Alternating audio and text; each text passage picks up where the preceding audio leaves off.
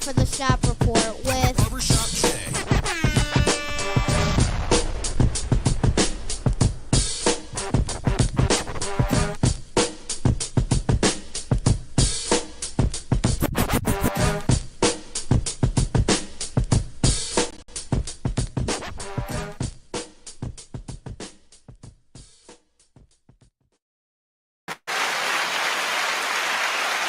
What up, sports fans? Welcome to the Shop Report. I'm Barbershop Jay. I'll be your host for the day. Here's what's happening. Of course, we want to remind you the Shop Report is brought to you by Rocket Digital Media. It's the one-stop shop for all your digital marketing needs. You can look them up on Facebook at RDM Detroit, 1D, 2E Detroit, or you can slide on over to the website, rocketdigital.net. That's ROCKIT digital.net. And make sure when you're there, while you're there, you tell them the BSJ sent you. And for my folk out there in TV land, if you want to leave your questions or comments during today's program, by all means, please do so, and we will throw it up on the screen. And y'all know what's coming next. If you're one of them folks that wants to leave a question or comment that's indignant or ignorant in nature, won't be seen on this screen. Matter of fact, here's what you'll get. Ain't nobody got time for that. That being said, joining me on the program today is my cat from across the way, or should I say the pond, Lake Erie in Michigan, Joey James, a.k.a. Double J. Tell the people what you say. Week 13 is here. Week the day off, and let's do this thing. All right. You got your turkey set and all of that. Look like you got plenty of drink back there. All right. You know, no need to eat nothing when you can drink something, I guess. Boy, oh boy. All right, we got a few items on the menu for you all today that we want to get to. That's right. We're gonna cover the whole, we're calling it the sports cornucopia of sorts. You know what I mean? We're gonna ask a couple questions here, and then we're gonna get into our week 13 NFL pick'ems. That's right. Just as a I don't know, what do you call it? I don't know, as a little side note, I suppose. If you all make picks, you know, if you're out there a gambler, that's not what we make. I gotta let you know, because I don't know what I'm doing. Okay. Apparently, I have no clue what I'm doing. So please don't make no bets or whatever off the picks that we just basically. You ain't kidding. Yeah. Okay. Well, who asked you to listen to me anyway? You don't listen any other time. Anywho, exactly. Let's start the show. All right. Our first item on the NU. Oh, here we go again. Oh my gosh. Man, it ain't even get 5 minutes in, boy, I tell you. Anyway, our first item on the menu is a question. We got a couple of questions, all right? Name the NFL team whose run pass balance, and I see in the ticker there, it's RU and not RUN. Who did that, me or you? That was copy paste, so that would definitely, yeah. All right, we're not necessarily going in no order here, as you all see across the ticker. We're just trying to get it all in so y'all can get the turkey in. Okay, I'm just saying. Save me a plate. All right, you know what I'm saying. Your boy over here built like cucumbers. Oh, excuse me, celery sticks. Oh, my bad. By the way, y'all can see the hat right there. You know your boy be. You know what I'm saying. Check it out, G-Man. That's right. Shout out to my man down in Louisiana. My man, this guy right here, you understand me? You watching the Shop Report. Hey, this is Howard Johnson. You're watching the Shop Report. Gosh, here we go again. This is who? I mean, this guy right here. I mean, it should have. Oh, here we go. My bad, right there, fellas. There it is. Shout out to my man Herm. My man Herm RV. That's right. Double J, stop hitting the buttons, will you? We'll get to your comment here in a second. Yeah, Herm is a graduate of Grambling University. That's what you is. See the G-Man Nation, baby. Can you see it right there? The ink with the lid to match. That's right. Shout out to my man Herm. Played, obviously, the good friend of the show, with the Browns and the Ravens. With the Browns under Belichick. Arnie, of course. As a matter of fact, I tell people all the time, man, if you want to, go look up who was on that coaching staff and front office when Belichick was here, 1993, 94-ish, 5-ish, somewhere around in there. Man, a lot of them guys went on to do fantabulous stuff after the fact. I'm just saying. Anyway, Herm, again, played under Belichick here in Cleveland in 94 and then made the move to Baltimore and played for the Ravens as well. So, again, shout out to my man Herm, representing, that's right, Grambling, if you know what I'm saying. But anywho, name the NFL team whose run-pass balance, barring injury, mind you, would all but guarantee a Super Bowl appearance at season's end. Or you want to get to the comment first? This is a fan. Oh my gosh, really? Hey, you know what? You asked for it. I'm just saying. Well, what you mean? I didn't say nothing that wasn't family. What did I say? Actually, good point. Exactly. But You by just me want to too. No, you know what that was? Mrs. Alva, she kind of crafty. You got to watch her. You do. I mean, I know you living in the house with her. Yeah, exactly, right? But I peeped it. She got her new commercial out. Shout out to her new commercial. Oh, geez, yeah. Yes. From Johnny Malloy, Johnny Savoy Volkswagen up there in Saginaw, Mackinac, or somewhere around up in there, Mackinac or some Michigan. But yeah, I saw the commercial. Hey, look, Double J, I'm sure you saw it already, right? Yeah. Oh, yeah. If you go back and look at this is the second one now, right? Okay. And did I not? I called it. I said, okay, you might as well be a regular. Oh, imagine that. And here we go. Not even 10 minutes later. But in this one, oh, she's just, oh my gosh, she's feeling the mood. She's like, yeah, I'm down here, Johnny Malloy's. Come get you a wagon, baby. Yeah. And the guy next to her, he's shaking like a crap game. Like, oh, I was like, oh my God. I said, oh my gosh. I said, he's new to this, huh? I said, he better take his cues from somebody over there on the A side, baby. No, I'm just saying. Anyway, whatever, Miss Alva. You know what I mean? Now you're a movie star. You worse than Brother Rich now. You know what I mean? Yeah, right. Over there stealing folks' jobs. Anywho, what NFL team, again, whose run past balance, barring injury, would you all but guarantee a Super Bowl appearance this season's end? Baltimore. Absolutely not. I would have figured you to say the Lions of all teams.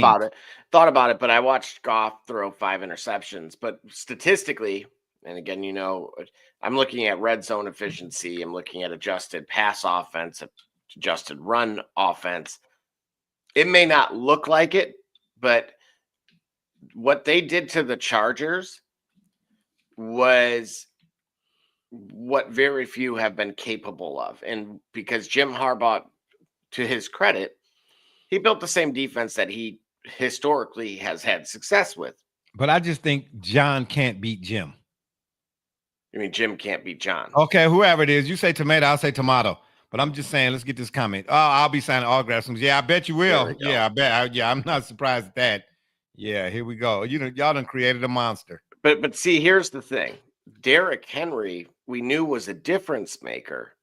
Hey, but whatever offense they ran, that's the offense they need to run from here on out. Why do they do anything because different? They go away from the run. Listen, that's suspect to me. See, listen, there are a few times in my sports lifetime that I see certain things, and when people want to say, oh, sports is not rigged, or it's no controversy, or it's no what's the guy's name? I say his name, Arnold Rothstein, Big Bang Roll, Ronald Rothstein moments, and why I say no sporting event is completely left up to chance. That whole shout out to my man. We got my man Gully up. Let me add him to the stage. My bad, Gully. my bad. Let me get you on square right there. You understand me? I ain't no Gully. Let's get his intro. Shout out, baby. My man D Gully from the CO Lumbus. Glad you could join us. That's right, the IT guy. I don't know why. And then y'all disappear again. Why do we do this every week? What? Oh boy. Anyway, what was I saying? I don't even remember what I was saying. What was I saying? Baltimore's offense. Check my caption, man. Check my caption, bro. Everything used to work better. I don't know what the heck that's supposed to mean. Yeah. Okay. Yeah, that's right. Bye. Be gone. What was I saying? Nobody gonna help me out here. That's what we're gonna do here. Baltimore's offense. Why did they go away from it? Okay. Yeah. All right. Anyway. Yeah, I don't understand why they don't do that all the time. Then do the Ravens. Gully, what are you doing? I'm doing nothing, man. I can't be live with you right now because I gotta actually handle a situation. So it causes me to be away from my home base. So I'm gonna be with you while I'm traveling. Well, as long as you got toilet paper, I mean, do what you got to do. You know what I mean? That's too much information, though. We didn't need to know all of that. But why don't they run this same offense all the time? They get pass happy. Okay, so, well, all right. So then there are a few moments in my sports lifetime is what I was driving at that make me question, like, why? when Greg Popovich had Tim Duncan on the sideline. Okay, I mean, sitting on the bench. Okay, when Chris Bosh got that rebound, I'm like, listen, we're talking about Greg Popovich now. Okay, I understand why the guy before Harbaugh, the one in San Diego or LA, whatever you want to call it. Conspiracy hour once Gully is available. Yeah, I mean, I'm just saying, Oh, but I understand why he used to go for it on fourth down all the time. Staley or whatever his last name was, he was ridiculous. That's my word. But why the Ravens don't go to that offense all of the time? Why did you go get Derrick Henry? What'd you go get him for? If you're not going to utilize, that's what I mean, come on, man. You say you need a winter coat, you go buy a winter coat, but you're still wearing that leather jacket from the Fonz? Man, come on, man. It's 20 degrees outside. Stop it. Well, maybe you like the way it fits. Yeah, okay, but guess what? You're going to be cold. Excuse me, I wasn't even about to say that. I'm not going to even say that. It just makes no sense to me, man. It makes no sense to me. I would say right now, I would say the Lions. You know, you all call them Sonic and Knuckles. That's fine. Y'all in Michigan, y'all do what you want to do. Them your boys. But over here on this side of town, BSJ, me, that's they. I call them Smash and Dash. Okay? Because when they hit the line of scrimmage, Gibbs and Montgomery, they dip that head. And then once they get to that second level, it's a wrap, man. You know what I mean? It's a wrap. Yeah, I would say the Lions right now. Go ahead. I was going to read a few stats to you. Okay. And so, again, just total offense in order. Ravens, Lions, Eagles, and then 49ers. Is that power rankings? That's just their adjusted total offense, meaning yards per game and total touchdowns. And passing offense, Cincinnati, Seattle, Baltimore, San Francisco. The Lions end up 6th there.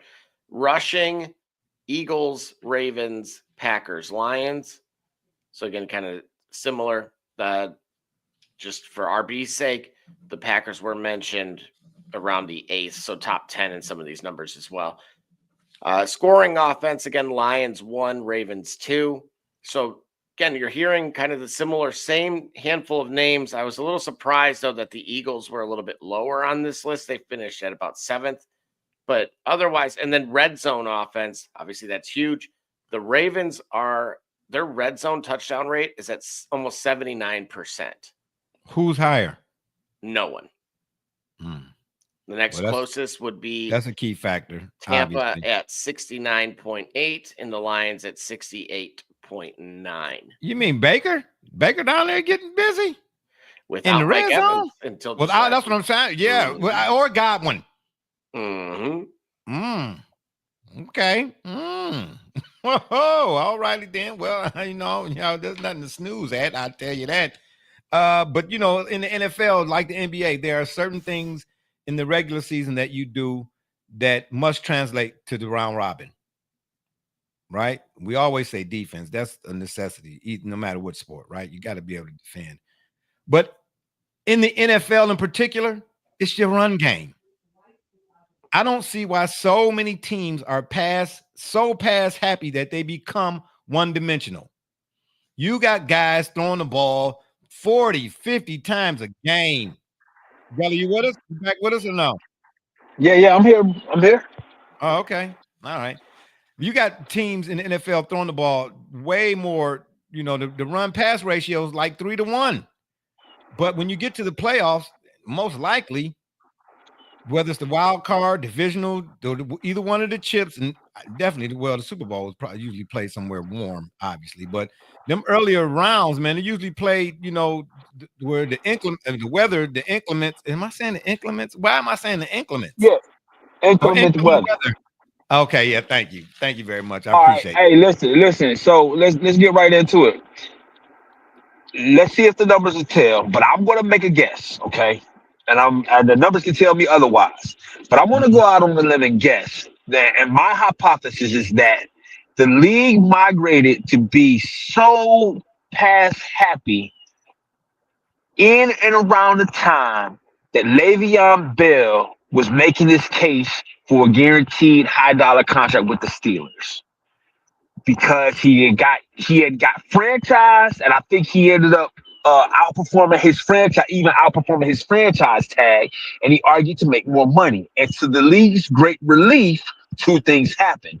He underperformed when he moved, and the pass friendly offenses started to become more common. So No, when you ask why teams are moving away from it, remember there was an active. I would argue that there was sort of an active, understood um, camaraderie amongst GM level, ownership level across the teams, such that we make sure that we keep the running back position valued at where it is. so okay, so wait a minute. Well, that's an interesting point. I wouldn't have thought of to look at it that way. But then that's why we all personalities are necessary for the dynamic, right? But so are you saying that the NFL became more pass happy as a result of the Le'Veon Bell situation? I'm suggesting that the pass happy nature of the league it was coming, but I think it It was was already here, though, artificial. is what I'm saying. Well, It was, but see, I'm not sure. I'm not yeah, sure. I Tom feel Brady like and there was Peyton Manning no. specifically. No, I'm saying there was a bit of an accelerant, and the accelerant was Oh, Le'Veon Bell was still making a mm, case that running backs, mm. that primary rushers, lead running backs were worthy of high dollar contracts that they didn't want to give because the excuse was they're not worth the risk, or yeah, the excuse of there's too Right, much but risk. okay, but what that was followed or preceded by the talk in the draft. Remember why you don't? I mean, it was a thing. Why you don't take a running back in the first round? Right, Like and that where was never, Saquon drafted? Was Saquon drafted in the first round? yeah. Double J. What about Jameer? I mean, what's his name? Him Gibbs. and Gibbs and Montgomery. They were both drafted in the first round. Montgomery with the Bears, yes. Okay. What about Derrick Henry? Oh, absolutely. First round. Mhm. Saquon. Did I say Yep. him already? Mhm. First round. Yes, Okay. he's a first runner. Okay. But What what about you're J.K. seeing, Dobbins? he may have been No. second round I or don't. late first round. What I'm saying is, okay. I don't know exactly how many guys, but and how many years back how far back you want to go, but for the mantra to be, running backs are devalued. There sure wasn't a few of them being snatched. You don't. In other words, you don't take a running back in the first round, but we just named off about at least 5 of them that was snatched in the first round. The bottom line is you have to have one. You have to have a home run hitter, or you have to have. And I'm using the Browns here during my lifetime in the early 1800s. I'm just saying. With Kevin Mack and Ernest Biner, you have to have a split back system at least and utilize both backs because Mack and Biner rushed for 1,000 yards apiece, and they were different. Mack was the bruiser, Christian Okoye type, and Biner was the out the swing pass, wheel route out of the backfield. But you could hand it off to him, and he'll get you for 8 or 9 yards on any given clip. I'm just saying, man. When you get to the playoffs, this ideology here, when it started, I have no idea that you can pass your way to a Super Bowl. No, I'm no. You got to have a balanced attack, regardless. Ask Peyton Manning. No, ask your boy. We've been ridiculing him for quite some time, but even Aaron Who's my Rodgers. boy? Even Aaron Rodgers. Remember that the Super Bowl they won over the Steelers back in 2011. They had a run pass ratio of nearly 50%. Even with Who was the and running back maybe then? I don't even remember who the running I back forgot, was. but even with a rather pedestrian running game, and that, Yeah. like, I don't know if that running back had 1,000 yards. Maybe that might actually, I might be in danger of not making my point. But what I can tell you is going into the playoffs, going into the Super Bowl, they committed to the run nearly 50% of the time when they actually had a better passing game. But it was that commitment and dedication to the run that made teams have to play you honestly. And that's what we're talking about here. So if you got, Yeah, if you're going remember I to, put up that. yeah, Remember we put that stat up, man. It was probably almost a year ago, though. We talk about the top offenses in the NFL that didn't win Super Bowls or something crazy like that, whatever the case may be. So, right. so a few things I'm going to point out, guys, is, and this is why I think we're seeing a shift. But the first Wait, a shift shift which way? Oh, excuse me. back towards an emphasis on On the run game. Okay, go ahead. Something I pointed out a lot during the fantasy shows is that we're seeing a too high safety look, and you heard Mel Kiper's what is now known, as a very cold take of saying it needs to be illegal. The Which too high is absurd. safety? Yeah, isn't that crazy? Why though? Oh, but that's Mel Kiper. Right. The Oh man, draft please, guy, man, right? stop Yeah. it, man. All right. Tell Mel to take his helmet off, man. So- Please, he got a kickstand for that hair piece. But here's what we're all forgetting. When the league really transitioned, it was Bill Polian, former Colts guy, right? Yeah. That with Mel Blount on the illegal contact after 5 yards. That's the Mel Blount rule. Right. When Yeah, that right, rule right. went into effect, that is when you started to see a huge paradigm shift towards passing. Because again, what used to be illegal contact didn't exist prior to, right? So And see, that speaks to another point.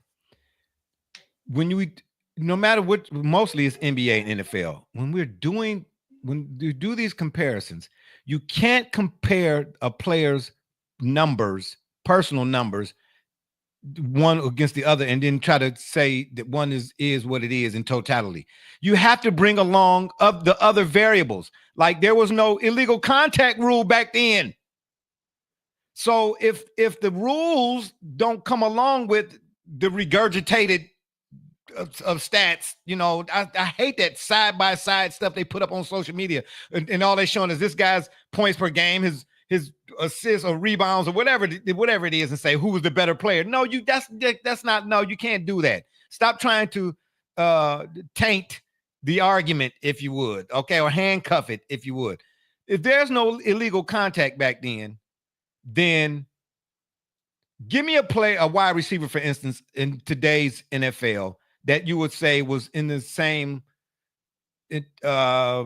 category as a Biletnikoff, for instance. A wide receiver in today's NFL. Yeah, and I'm just trying to determine just the way they play. The point I'm trying to make is pick a guy from today and ask me, how would Biletnikoff not be better when there was no illegal contact? Is what I'm saying. So if you take Biletnikoff and compare him to whoever you're looking at today, the comparison will not be accurate because of that whole illegal contact, quote unquote. One had it and one didn't. So you can't really make an accurate comparison. Well, conversely, Revis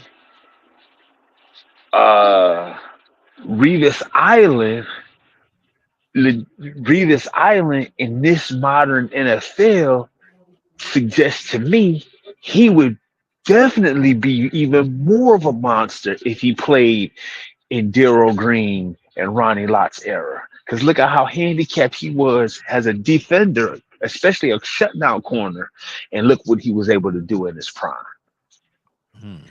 So, I mean, yeah, again, think about that. You guys are bringing up some great points here that not only what you could get away with offensively, but let's not forget to say what you could have gotten away with defensively in terms of Jack how Tatum. you could hit. Yeah, Darryl Stingley. I remember that was a preseason game. New England's Darryl Stingley when Jack Tatum not Junior. Yeah, leveled him, and he was paralyzed from that moment on. No, may he rest. I think he's since passed, but yeah, man.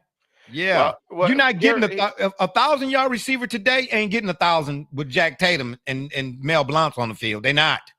So what's really interesting about going back to that rule, because now I went and that was what stuck out to me, but I want to do a little bit more homework on this.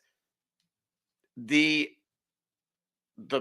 season going into 2003, when the rule basically had changed, was the worst passing season in 11 years basically the Well, that's because lowest. you got to make adjustments. Refs got to make adjustments for it. When anything new, just no different than your Xbox or your PS5. You don't go get the first one.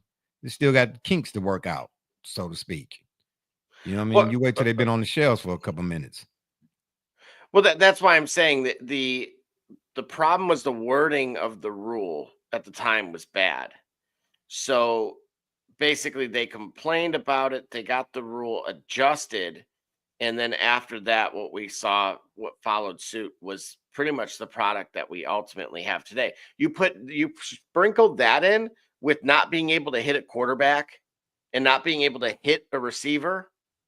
And of course, the pendulum is severely lopsided. Now, so what have the defenses done?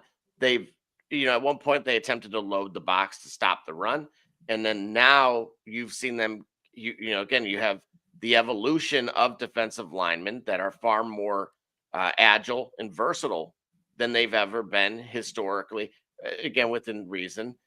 But more importantly, the defenses have adjusted, and that's why I mentioned the too high safety look and things that are ultimately yielding shorter routes run, allowing the underneath stuff, or saying you must beat us over the top and daring quarterbacks. So ultimately, to your point, I think it depends on what offense it is, though, because you got a few.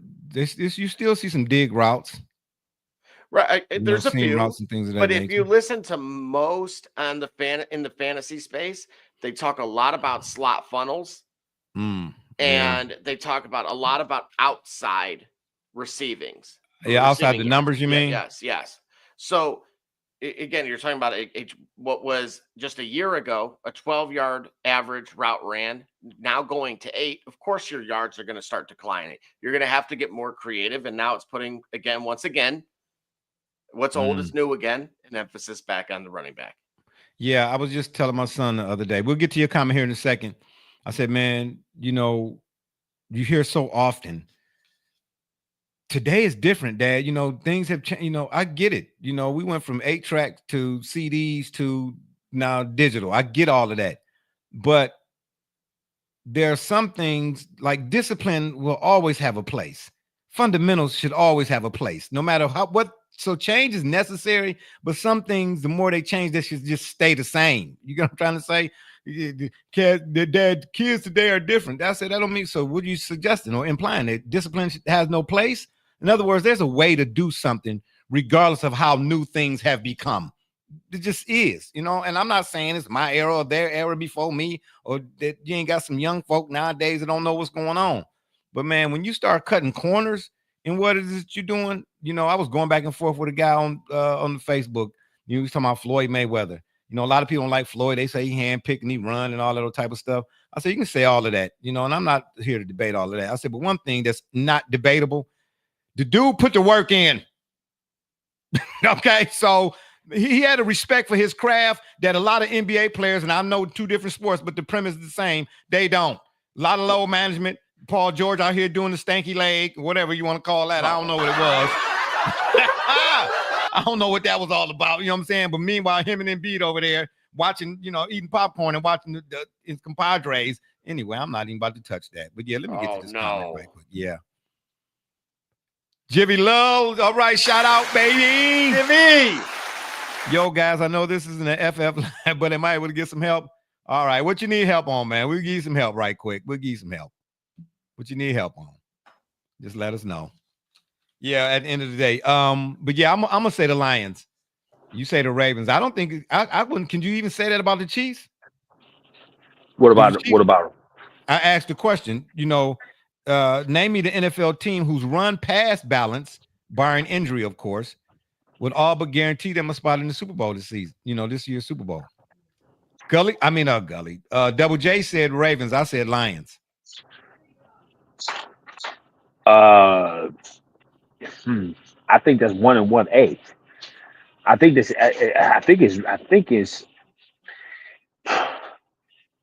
Yeah, no, those are the 2 teams. Those are it. You got to understand, like you have a tandem. Exactly. Yeah, you have a tandem. You have a. You know what? Well, Double J threw in the Packers too. He said something about the Packers. No. Eagles. I was just more so for The our Eagles, yeah. purposes, just Okay. letting them know they are top 10 across. Oh, okay, the board, got so. you. Got you. Yeah.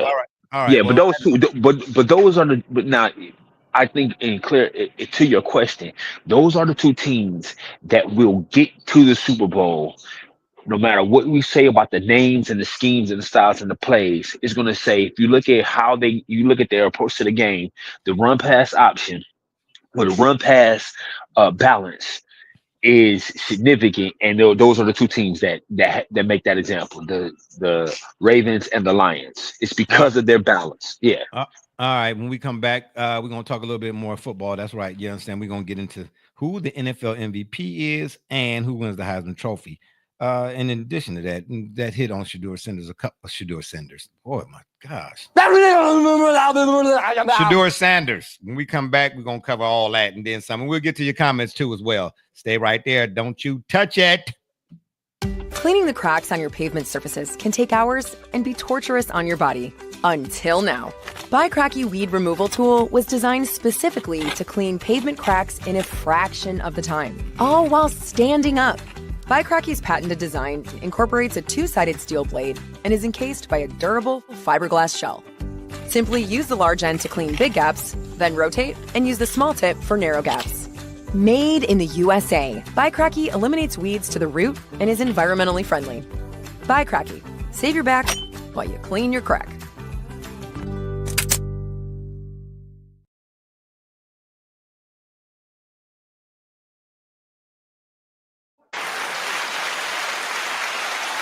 All right, we are back. We're gonna get to a couple of these comments right here, get them answered, and then we'll keep things rolling with our who is the NFL MVP and who wins the Heisman Trophy.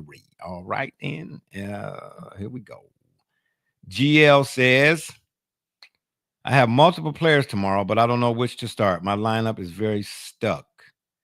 And he goes on to say, I have CD starting, Dallas defense starting, Dowdle, DJ Moore, and Tyrone Tracy. You all want to touch that? Take that? Yep. Give me just a second because I'm looking them up now on my end. All right. And he has two more questions. Says, in my flex, I currently have Bucky, and my other wide receiver is Terry.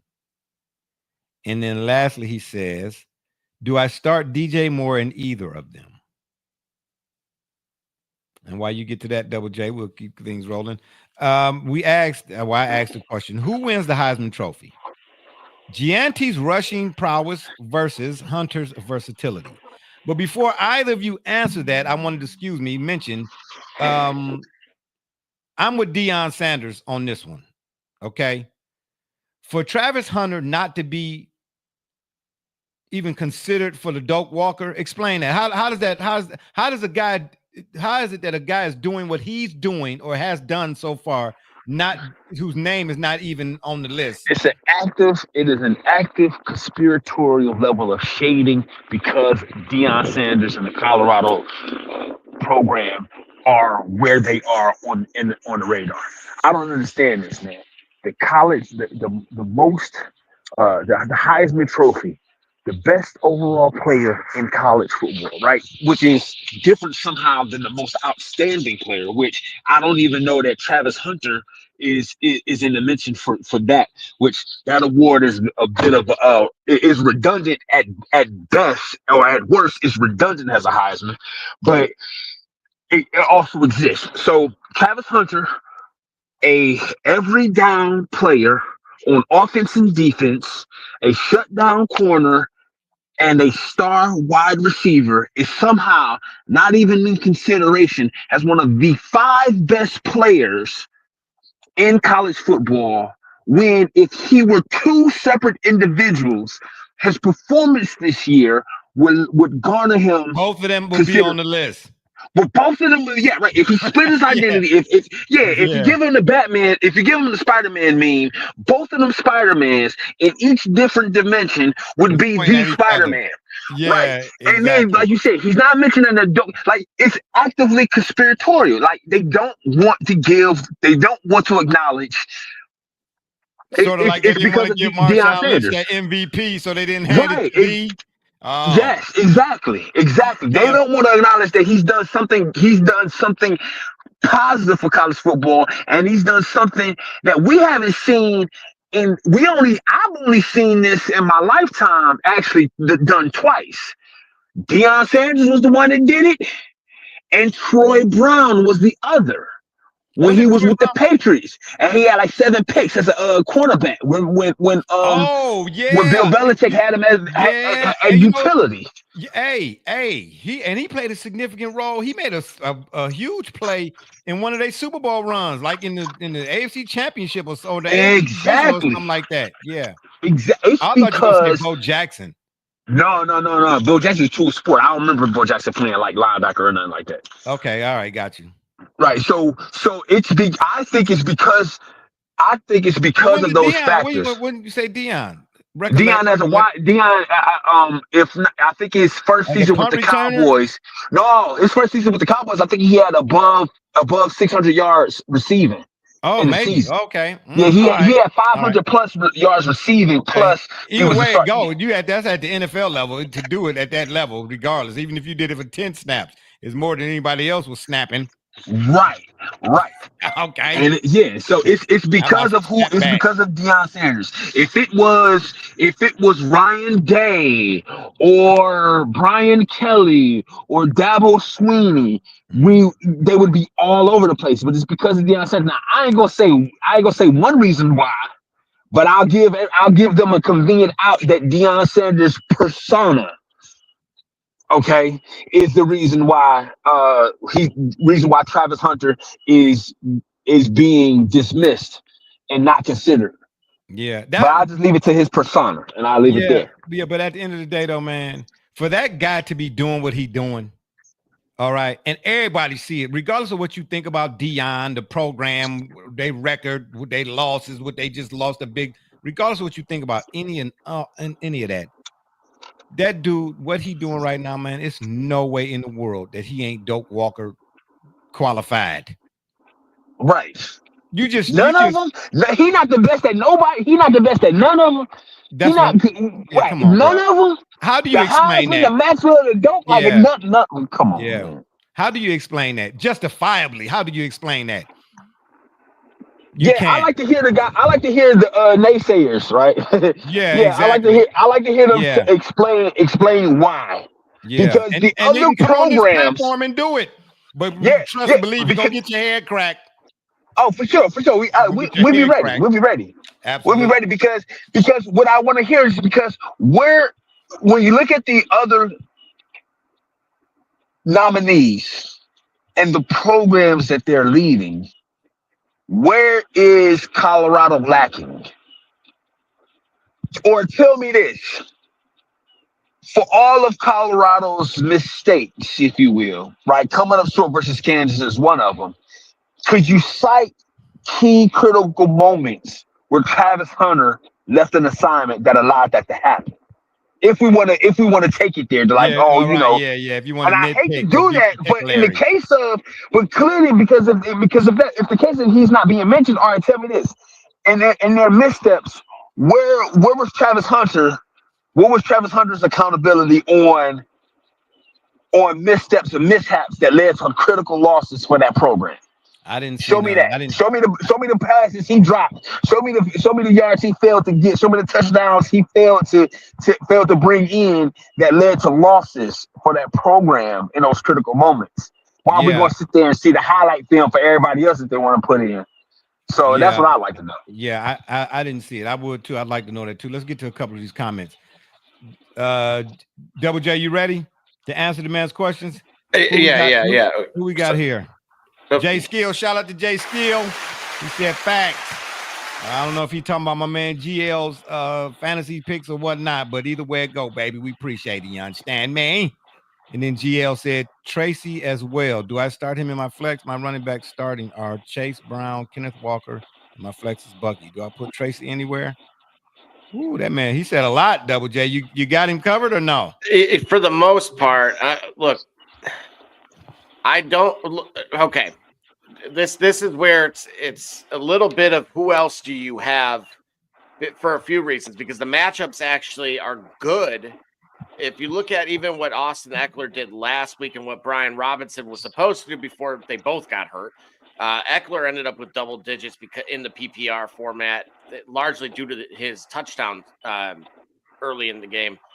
But Robinson, of course, was knocked out, relatively early. So again, the Cowboys' run defense bodes well for it. I don't make a lot of the Singletary thing of him coming in for Tyrone Tracy. That was punishment due to Tyrone Tracy fumbling yet again. Unfortunately, I was going to say he got a fumbling problem. Yeah, at this point, like you say, first time victim, anytime after volunteered. So if you're on a coaching staff, naturally, you're not you can't really keep volunteering for that. Yeah, because then now you're talking about job security. Right. I'm just saying. So no different than what we talked about before.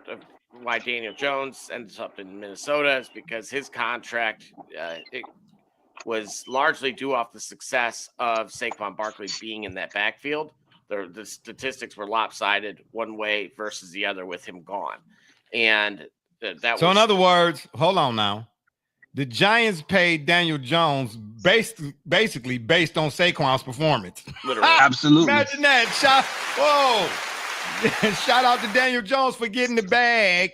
I can't believe that sounds like some multi-level. That sounds like some multi-level marketing payment pyramid structure. Oh, whoa. That's production overrides. That's what it was. Production overrides is what Daniel Jones received on count of Saquon Barkley's production. That absent Saquon Barkley's production, oh boy, look at the quarterback you have. I wish that man the best personally, but I mean professionally, I'm glad he did what he did. It was like, you know what, this ain't for me, guys. I'm out of here. Yeah, because he balling right now. We finna get to that in a minute.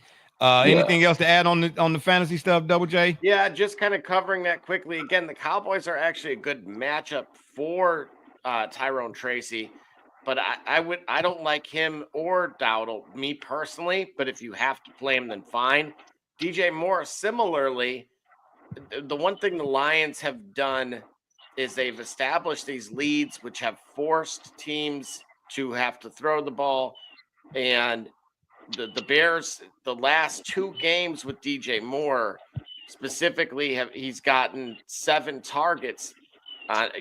Again, and he's just made the most of them. With Minnesota, it was again a very aggressive blitzing team. 7 for 106 and a touchdown. I mean, that's 15 yards per catch versus a more, what I would call normal, a little 8, 9, almost 9 yards against Green Bay. And so again, he would be more of a flex option, but all 3 of them in that order, I would probably say Bucky, just given off of the premise of them playing against Carolina, which means they're once again going to get ahead. And when that happened, he was the beneficiary in that backfield, with the exception of that one touchdown vulture, whoever the third guy is. That kind of irritated me. I was hoping he would have scored in the first quarter. But otherwise, yeah, I would say go with that. All right. So at the end of the day, if you all want to know any more fantasy questions from Double J and D Gully, please make sure y'all tune in Saturdays for the Shop Report After Dark, where they make their selections. You understand me? Start them and sit them and all that good stuff right now. But again, let me ask you, fellas, who are you picking for the Heisman? Jeanty, if I'm saying that right, or Travis Hunter? Who's your Travis Hunter, man? This is not a this is. Yeah, it's. I mean, that's why I gotta ask. It don't make sense to even. Yeah. So what are you telling me? The question didn't make sense? Well, the question don't make sense because Travis Hunter's not in consideration. I'm considering it. That's what I'm asking you. So Travis Hunter is the Heisman to me. Yeah, Travis Hunter is the Heisman Trophy winner, in my opinion. Well, just like UCF wrote themselves in as national champions. Well, Travis Hunter is my Heisman Trophy winner for this year. I don't know about all that. That sounds like a slight and a credit at the same time. What I'm saying to you is, you know me, I'm not the greatest guy or big on the numbers all the time, every time. However, in terms of production, the numbers associated with just overall production, Jeanty's numbers are sitting right there where Derrick Henry's numbers was when he won the Heisman. Well, he's on pace to actually break Barry Sanders' all-time rushing record. Okay, well let me ask you this: I don't know what Barry Sanders' numbers were in college, but at Oklahoma State. But did you ever see him at Oklahoma State? Did you ever watch him? Yeah. Because don't forget now, Thurman Thomas was on that team too. Right, he was a starter, I believe. Oh yeah, he was. I'm just saying. Yeah, I'm taking. I say Travis Hunter too. All right, and who was your NFL MVP? Saquon or will my man over there in Baltimore get another one? That's one said Lamar Jackson, baby. Believe it or not, Lamar's numbers are better than where they were at this time the year he won the MVP. So it's but let me say this. Well, that's separate from the MVP, but I don't know. I would give it to Saquon, man. I would give it to Saquon, even if he don't get to 2,100. You know what I mean? What that guy doing at the running back position right now, man, and I'm sorry, bro. I mean, how many points do you give the backwards hurdle? How many points do you give it? Okay. Yo, they added that animation in the Madden with the quickness. Yeah, that's what. Listen, man. He hadn't even took his cleats off from that game, and it was already in Madden. You know what I'm saying? Right. We had a backwards hurdle in Madden before we had GTA 6. So there you go. Oh well. And before we had another fight night. Speaking of which, it need to be fighting. I'm sorry, this undisputed. Oh, I thought that. Okay, that's that. They didn't. No, that undisputed is it's not fight night, bro. No. Now, once the undisputed came out, there was some talk. Now, all of a sudden, EA said they're gonna ramp up the, expedite the efforts, to get the fight night. But I don't understand. They keep making Madden the same variation. I don't see really what the difference is. I ain't played Madden in years anyhow. In 2K, they love running that up to scoreboard. But a fight night, come on, bro. No, we need fight night. Yeah, I'm made. No disrespect to Lamar, because wouldn't that be unprecedented? Because he won the MVP last year, right? Lamar did, right? But that would be his third. That's what I'm trying to. No, that's what I was going back to reference. I needed a reference. I'm saying he won it last year, right? Yeah, he won it last year. And did he win it the year didn't he win it the year before? No. Okay, well, either way it go. I was gonna say I thought it was a consecutive type of deal, but either way it go, 3. If he was to win again, that'd be the 3 in less than 8 minutes. 3 and 4 seasons, right? That's like he somewhere he approaching Peyton Manning he approaching those guys. He approaching Aaron Rodgers. I think Aaron Rodgers is a 4-time MVP. Yeah, well, who would know right now? I'm just saying. Anywho, yeah, that ain't all he a 4-time of. Oh my. Yeah, there you go. Take yourself off the screen. Yeah. I'll say Saquon, man. Even though Lamar, obviously, but to me, they might as well say they give it to. It's a quarterback award, really, man. Yeah, unless your name is Lawrence Taylor. Come on now. And speaking of which, did y'all see? I seen that little clip of him in the Discord where he said, even though he's, we all talk about Lawrence Taylor being the best defensive player ever, at least in my eyes, lifetime, whatnot. He said, man, don't put that on me, man. You ain't gonna hear me saying that I'm all that, but to hear him talk about how he played the game, bruh. He said, man, I told the quarterback, what you say? Oh, I'll be back there in a minute. Yeah. We can talk about it when I get back there. You know what I'm saying? Yeah, baby. Hey, do you agree with him though? He said he invented the strip sack. Hard to make an argument against invented a strip sack. I don't remember. Yeah, I've been watching football since they had leather helmets, bro. So I'm just saying I don't remember nobody else. When he said that, I had to think about wait a minute. Yeah, who was really doing that before him? Well, I don't know. You know what I mean? I didn't get to watch Chuck Bednarik and all them, so I can't say. But he was the first person I saw doing that and whatnot. Oh man, y'all got to see the 30 for 32 on the Buffalo Bills. It's so sad. I'm just saying. But yeah, that's my man. My man Saquon. You got to give him the MVP. And if you get to that 2,100, bro. Now what? They should create some sort of special award for something like that, bro. In a pass-happy league, NFL running back, I know he ain't done it yet, but to get to 2,100 yards, Right. And that's Right. rushing yards. Yeah. We ain't talking about scrimmage Yeah, yards from scrimmage. No, I'm talking about 2,100 with the on the ball in ground. hand. Right. That's right. Right. FedEx, baby. Ground attack. Before, basically getting the ball before the line of scrimmage. Yeah. So every time out, man, he making the Giants regret that move. You know, and I'm with you. You know, shout out to Daniel Jones. He over there in Minnesota right now. You know, I don't know if he's gonna get no PT or whatnot. You know, especially with Sam Darnold. You know, and who'd have thought Sam Darnold would be balling like he balling? What's up with that? No, or maybe it's Minnesota, bro. Because remember, that's why Kirk Cousins got that money in Atlanta because of what he did to reinvent himself in Minnesota. Maybe they just know how to. Maybe they just know how to remanufacture or refurbish quarterbacks. Well, it didn't help Dante Culpepper. It helped. Whoa! It helped. Nothing. Wait! It helped Warren Moon and Randall McDonald had a Cunningham. farm. No, it helped Warren Moon. Hold on, it helped. He had a vial. It helped. No. Hold on, stop it now. Hold Hold on, on. stop it It now. helped. It helped Warren Moon. It helped Randall Cunningham, and for that first season, it helped Brett Favre. Are you serious? Don't you said Warren Moon? Are you serious? Warren Moon in Minnesota. Man, Warren Moon was already what Warren Moon was in Minnesota before he ever got to no, Minnesota. bro. Yes, No. There's a reason why he was in Minnesota. Yeah, bro. Well, the reason why. Now, there's a reason why he went to Minnesota, bro. Bro, there was a reason why he went to Minnesota. No, bro, go look at Warren You're Moon's missing my CFL point. bro. You're missing my point. You're missing my point. Point it that You're way. missing my point. Yeah. Hold on. Slow it down now. Slow it down. Slow it down now. Hold on. Yeah. Hold on. Slow it down now. Listen. Listen. I'll put it. Hey, listen. I'll slow the speed down on the tape for you to pick up. Okay. Don't worry about it. I ain't picking it up because I'm putting it down. What I'm saying, like I said. Yeah, I know. When quarterbacks have been thought to be dismissed, Minnesota has been a spot for them to revive their careers. That's why Warren Moon landed. That's why Warren Moon ended up in Minnesota in the first place. Otherwise, he'd have remained in Houston. But he didn't remain in Houston. They thought he was over with. See, you listen. Randall Cunningham was not on his like this close to being. Oh yeah, he wasn't in Philadelphia no more. He wasn't in Philadelphia no more. Why wasn't he in Philadelphia then?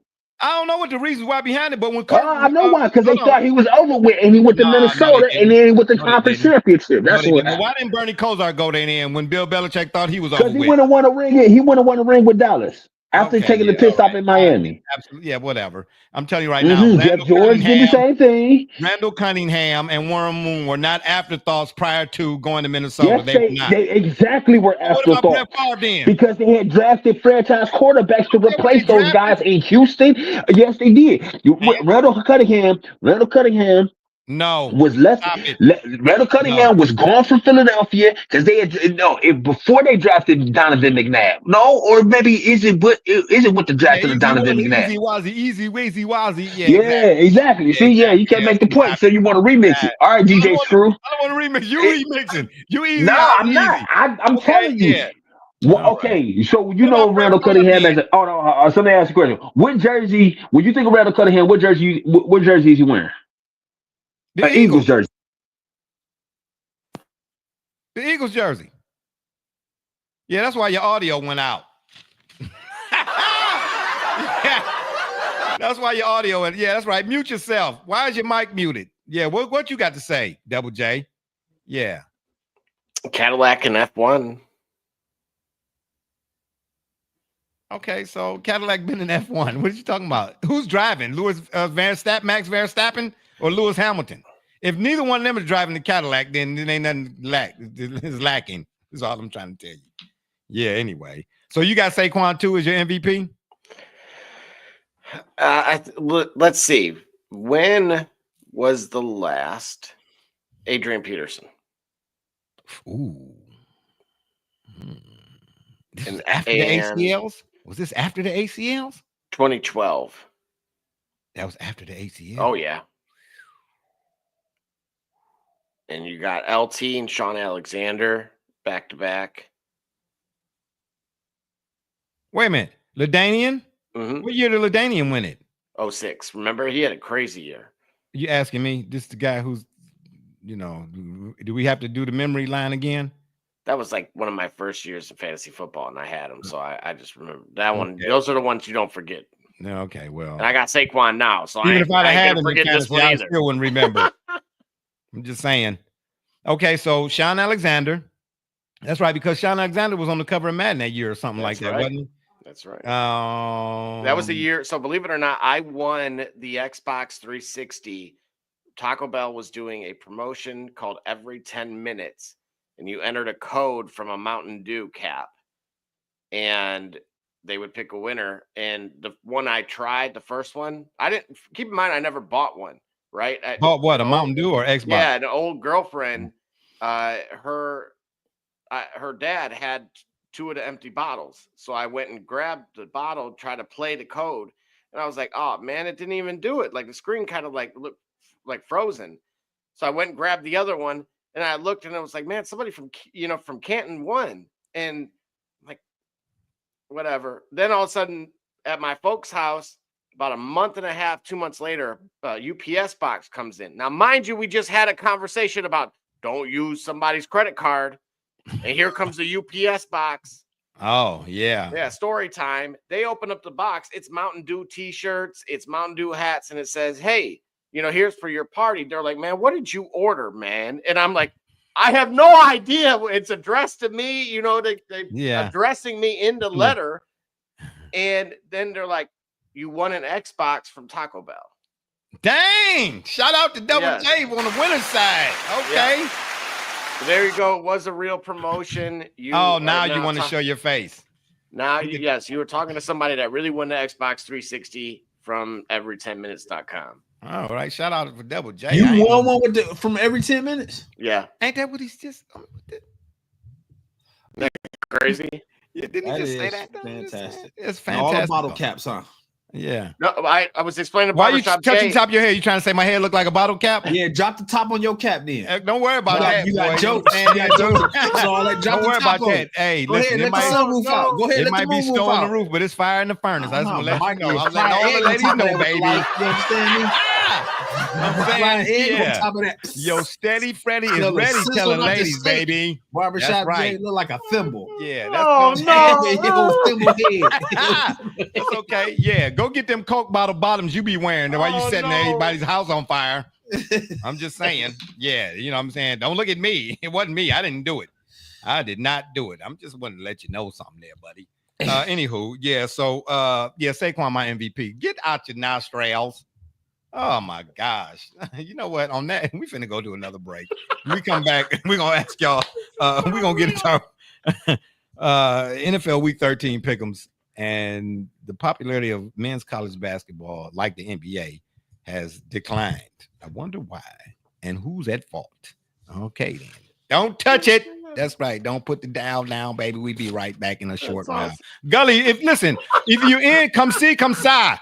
My gosh, you know what I'm saying? Put your left, this ain't hokey pokey. Put your left foot in, take your right foot out. I'm out. I'm Jordan Gudeman, and I'm the founder and CEO of Eddie G's Cookies.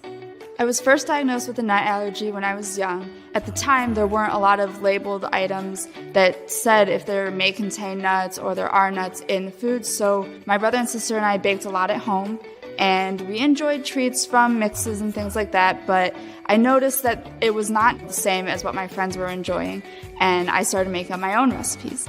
When it was time to pick a career, I decided to start a bakery so I could share my treats with everybody else. When I started creating my recipe, I was taking in all the things that I thought I was missing out on. A soft, chewy center, a crisp outside crust, and a taste that is just like it came out of the oven at a bakery. When I put all those things together, I had come up with a recipe for a dream cookie. Eddie G's Cookies only uses the finest ingredients. We have all natural flavorings, no preservatives, and every cookie is made in a nut-free environment. The best part about Eddie G's Cookies is that they can be delivered right to your door. You can share them or not. We won't tell.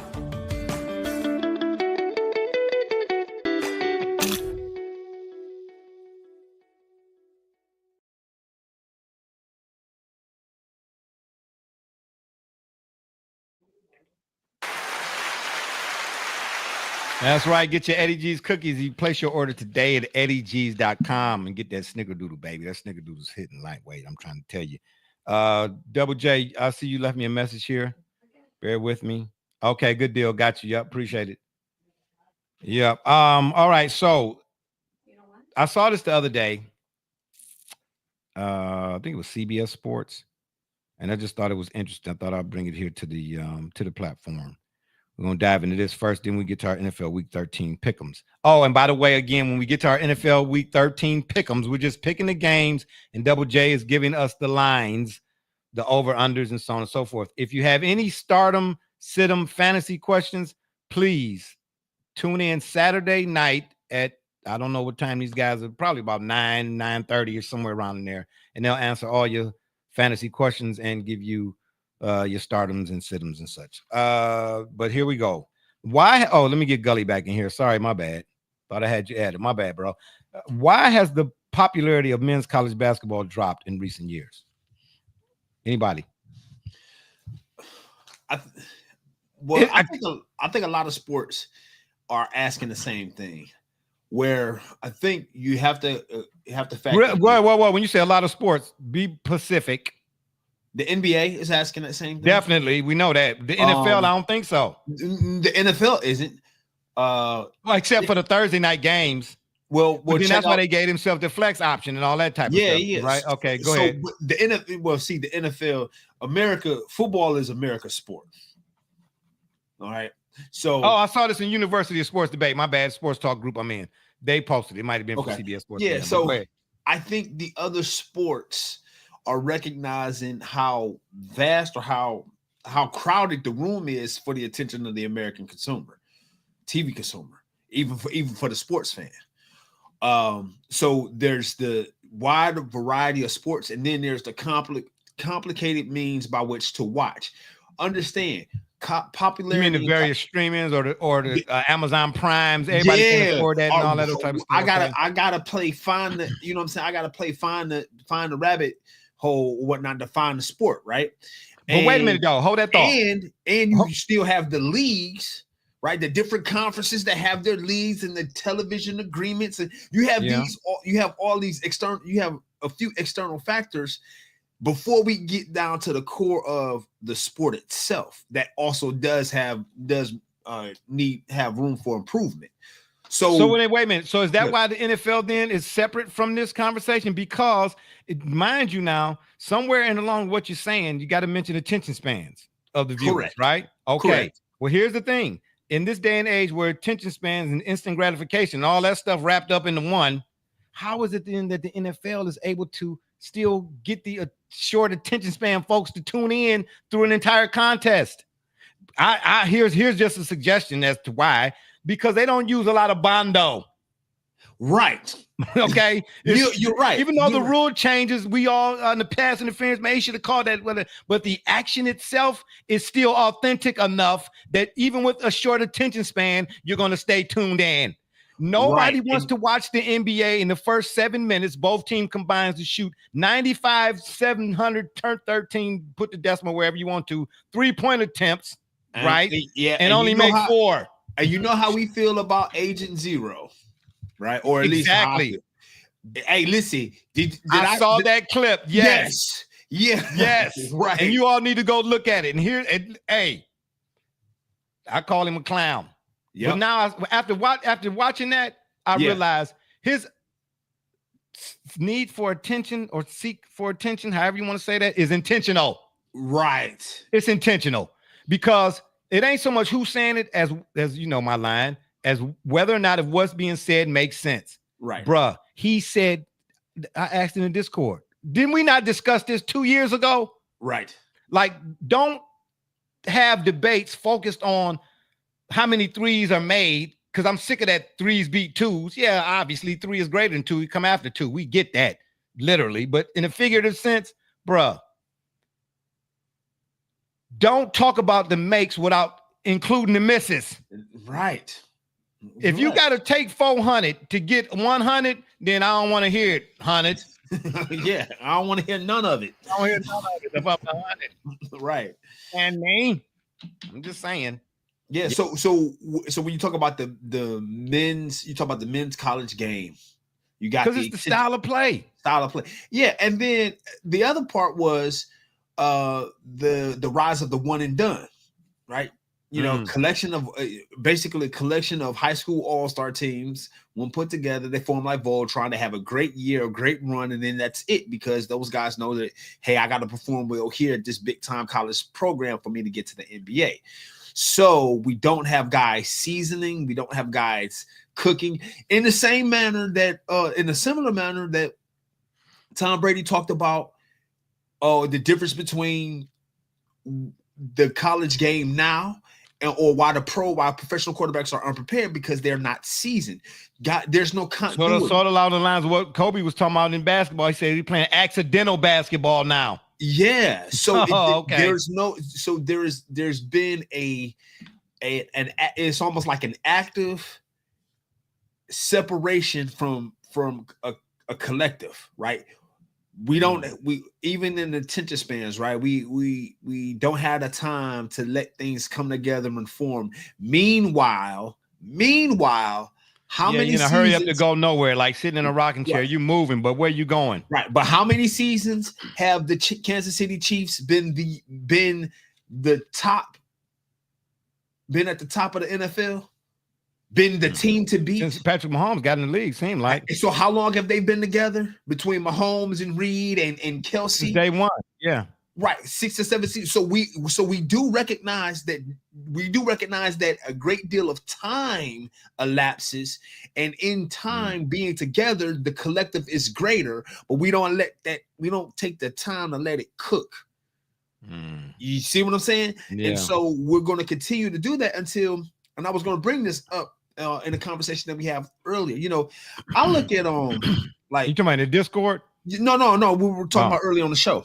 Okay. How things seem to be changing, but I'm often, especially in when we talk about sports and pop culture and politics, like the idea that almost coincidentally, what's old is new again.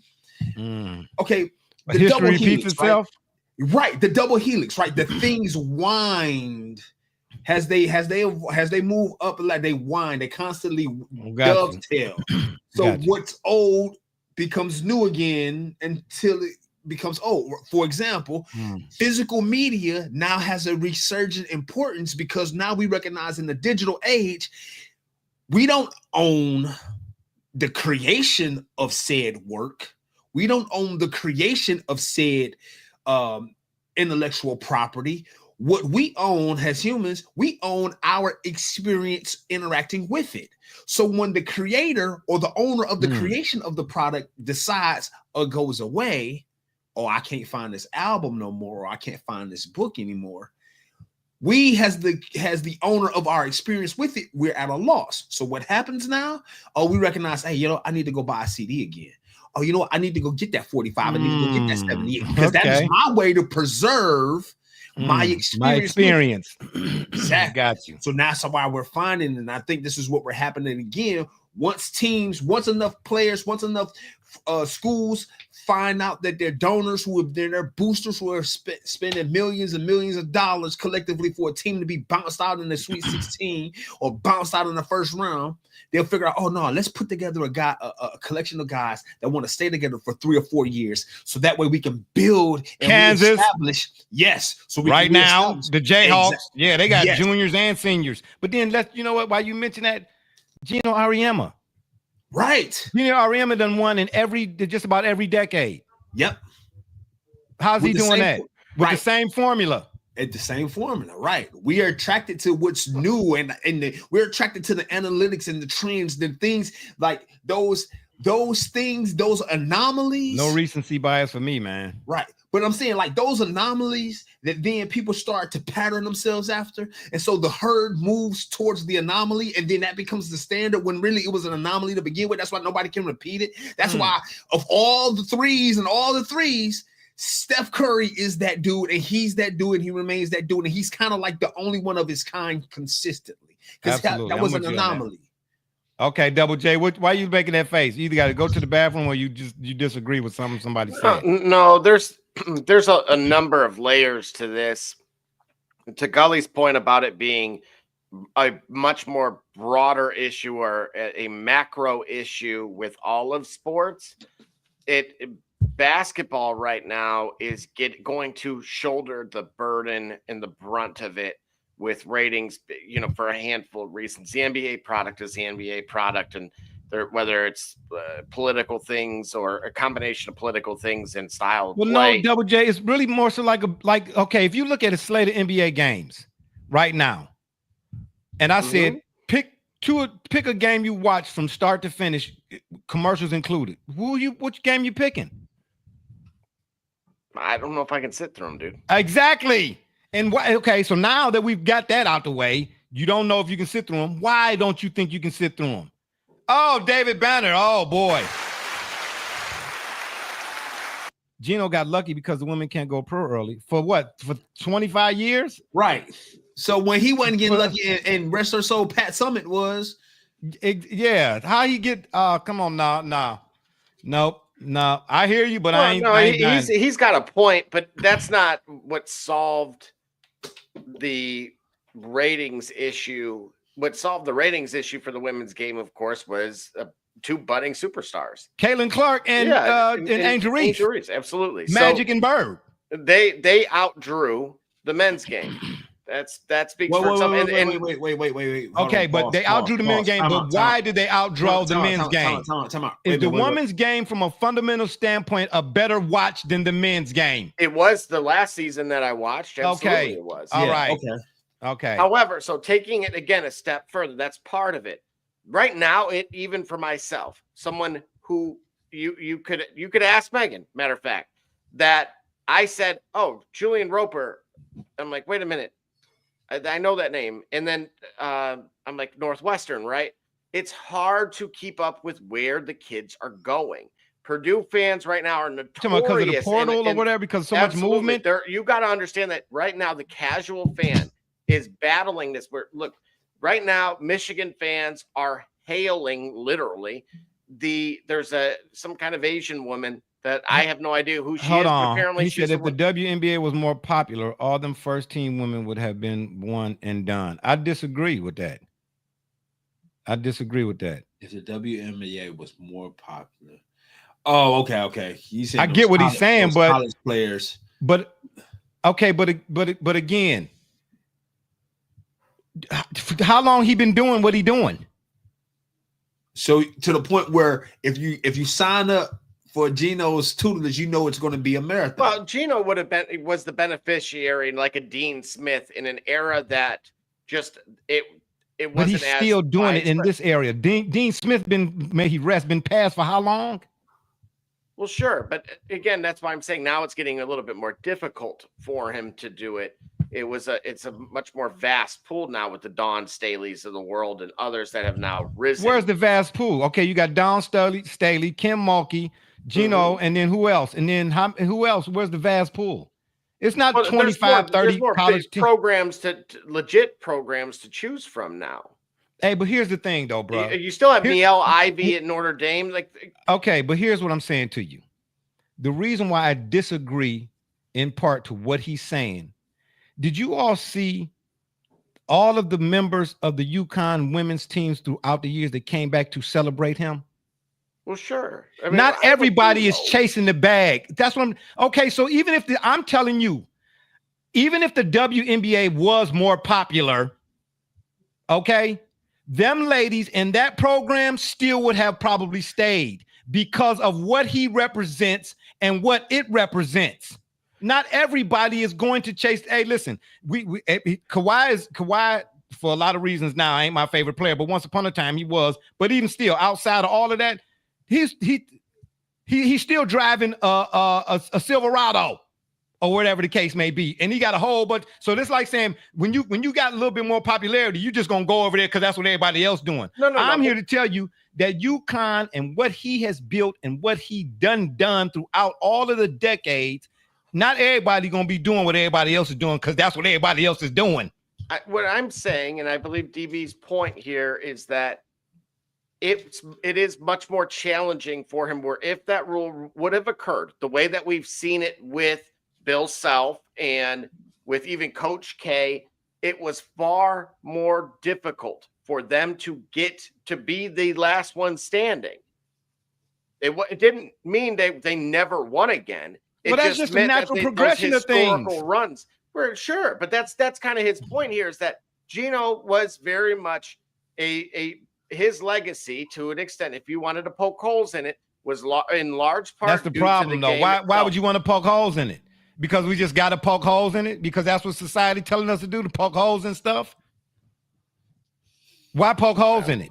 Yeah, that's what I mean. You just got to, poke holes in. For what?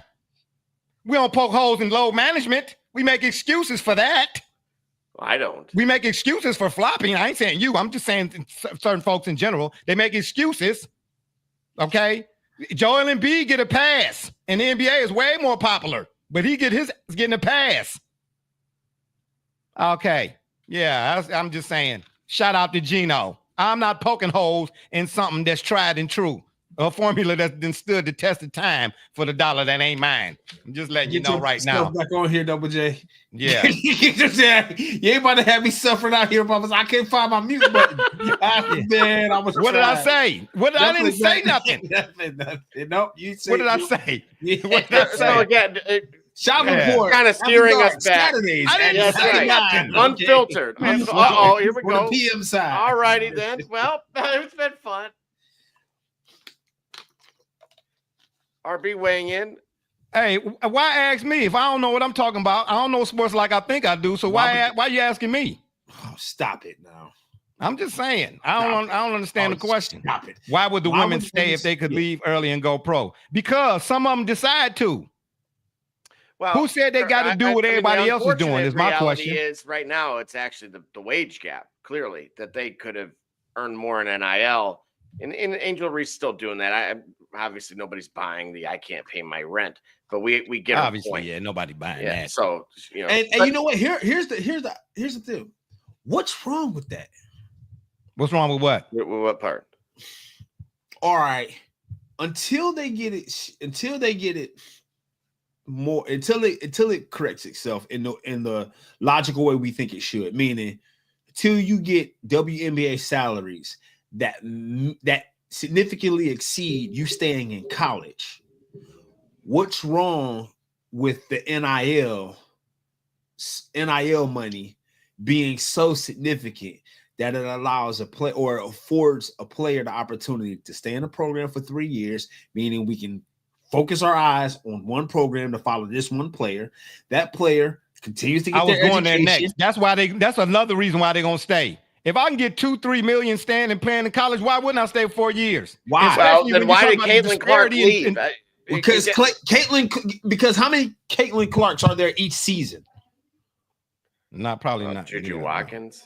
How many Caitlin Clarks are there each season? Yeah, well, it's on 1, 2, 3, and then I don't know. Right. Yeah, I'm trying to say, that's kind of my point, that unfortunately the wage scale, she passed up a bunch of money, even though we know she's getting it from similar endorsements on the pro end. But the reality is that may not exist for the others, right? Not yet, or maybe not to that length.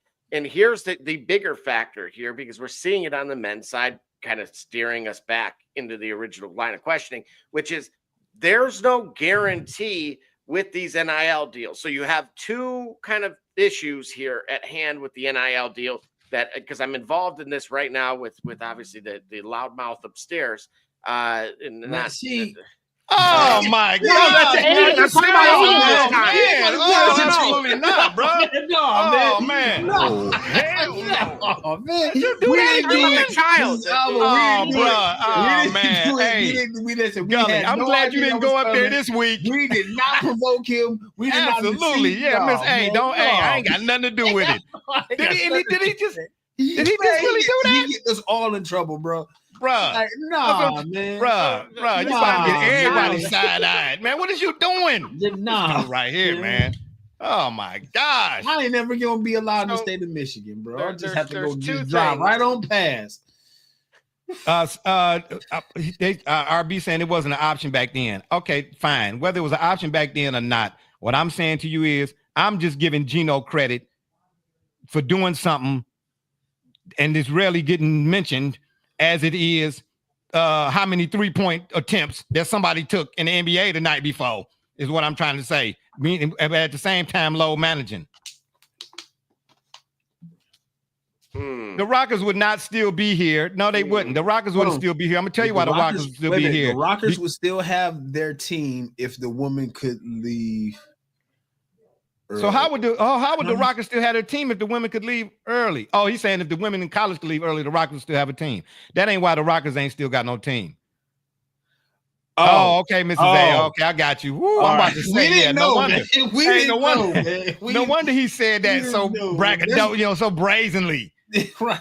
Yeah, your mic is muted as it should be. Yeah, mute your mic. Mute your mic. Yeah. Because I'm gonna tell you what, when you made that hen comment, you showed up want to talk about Aiden. No, not you know, right. So you had to bring that back up. Context Right. I mean, why not, Double J? Why not? We want you to sleep on the couch tonight. We want you to get something for your cervical back nose. You know what I'm saying? We want you to get your back straightened out. You gotta do stretches before you lay on the couch. Remember, you gotta do stretches. Yeah. All right, 10 I'm gonna seconds. send you guys to build chiropractor. All right. Yeah, I went to one once. You don't want to do that. Because I learned early the hip bone ain't the backbone. My gosh. So again, kind of steering us back here. The NIL deals you can use if you don't read the contract language. You could have already left to the pros, and they can still use your image if you sign the wrong type of agreement. Yeah, I know, right? It's terrible. And then secondly, from the player side, that they can take advantage. There is no guarantee in terms of time. Meaning I can take that. I could be Bryce Underwood. I could take my 10.5 million. Again, Michigan fans, there's a image of some lady. She's the one who ponied up and made that thing happen. So he can get his 10.5, then go to LSU next year. I mean, Joe Burrow, you remember he got at least $1 million, I think, from Ohio State before he went to LSU. So yeah. You know, you could double dip with this thing. And that's what a lot of people, it's off-putting to the common person that's put in 20, 25 years at the same job, right? If they're not mad at the kids getting money, but they hate it's the opposite of loyalty. But I've always kind of stated one way loyalty is stupidity. So it is, you're seeing. Yeah, well, yeah, everybody should be stating that. And so that's why Chris, what's his name? Tucker. What was the name of the movie? Him and Charlie Sheen, Money Talks or something like that. Same time, man. Oh, no, that was in Rush Hour, wasn't it? One of the two. That was him. Same time, man. Same time. You know what I'm saying? I need mine at the same time. That's right. Reciprocitaries is what it be on that side of town, baby. Yeah, exactly. Nobody knows sign language, Double J. Would you call it out a play? Z65 double zebra post. Yeah, Omaha. Yeah. 52 is the mic. 52 is the mic. You know what I'm saying? Kill. Red right. Hey, James Winston. Somebody jump on side. Yeah. Somebody jump on side. Yeah, man. Red right 88. We all know how that turned out. Okay. Dave Logan was wide open in the end zone on the other side, waving his hands. I'm just saying, y'all. I'm having a moment. I'm just saying. Okay. Yeah. So goes to the post. Absolutely not. You get a clash of multiple generations, right? We already see it's already hard enough just with the debate of who's the GOAT, if you will. And so now you're saying philosophical and financial clashes within those same generations. You now have the youngest Gen Alpha that is struggling to grasp onto the sport itself.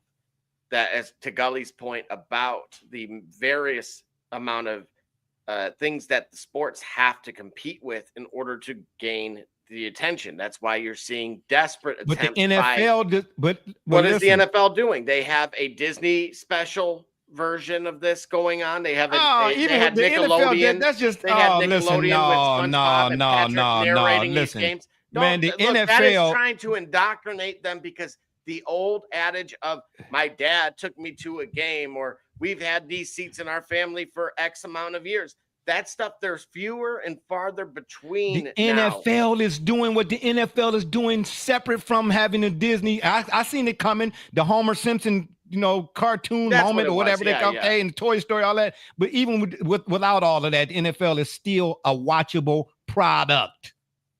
Is it though? Yeah. Is it as a fan of defense? Man, you know how many people gonna be tuned in for Thanksgiving? When you see the Minnesota Vikings get 5 attempts to score on the lowly Tennessee Titans all because 32 of a teams square are in the playing chest tomorrow.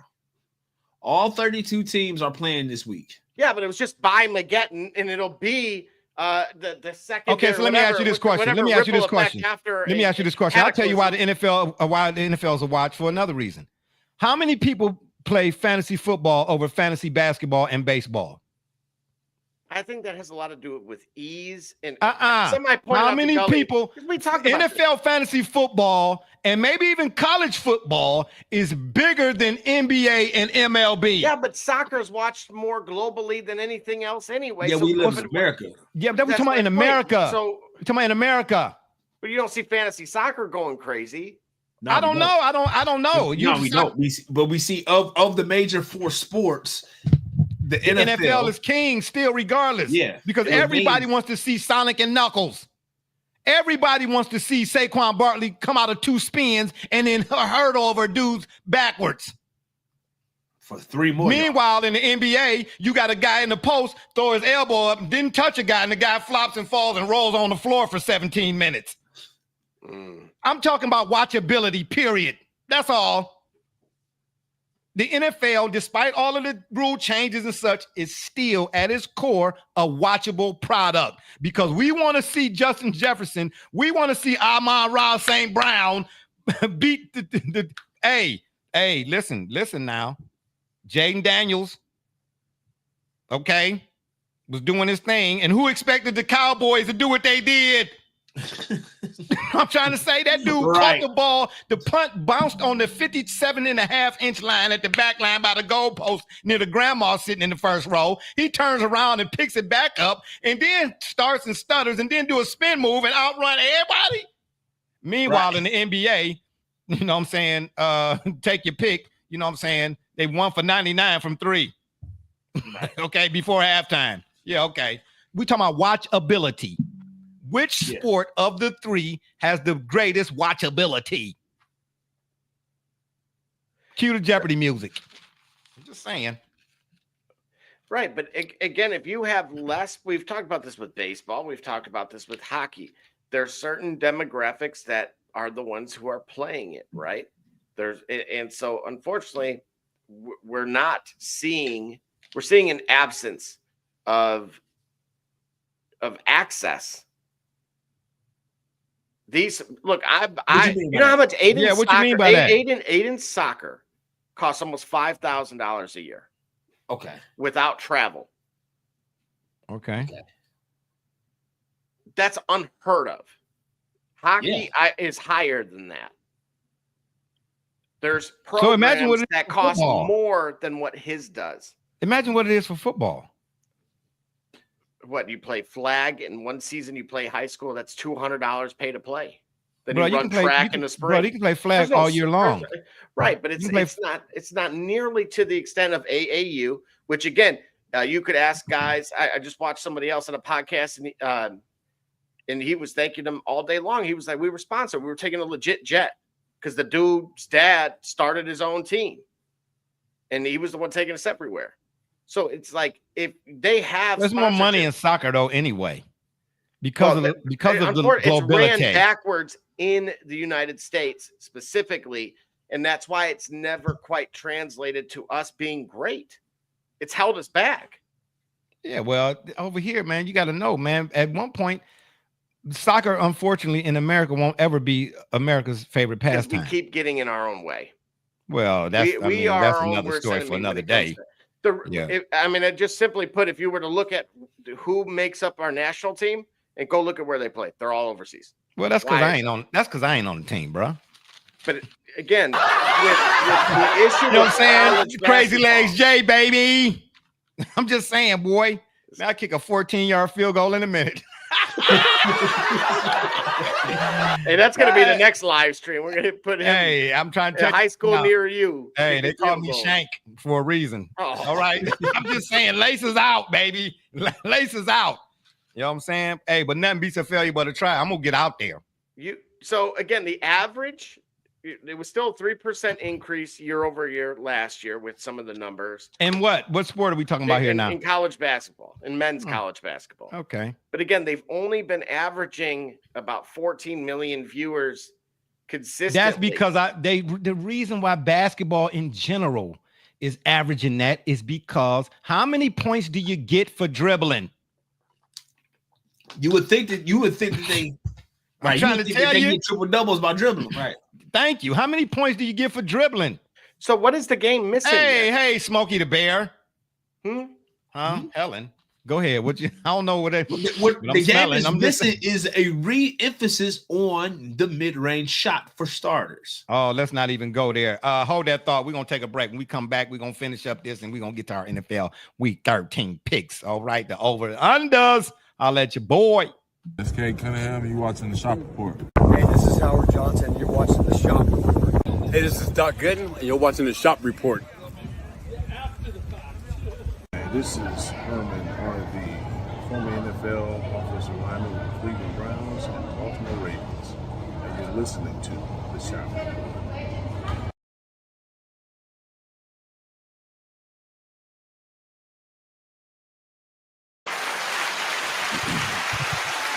All right, we back. Finish your thought, Double J, and let's get into some of these Week 13 pick'ems. I just think there's a lot of macroeconomic things that are worth paying attention to with it that are losing the common person, that they're willing to spend. Like basketball always trails football at the collegiate level in terms of revenue and what it can do. And I haven't always agreed with that necessarily, but it is what it is. So seeing that again, one individual is willing to say, I'm willing to donate $10.5 million to go grab this one player in order to change everything for that to completely turn around the program. You won't see that in basketball. You're going to see about a fraction of that, maybe 2, 3 at best. And so, well, I'll tell you what else you won't see in basketball, and what Gully's point just now is the mid-range.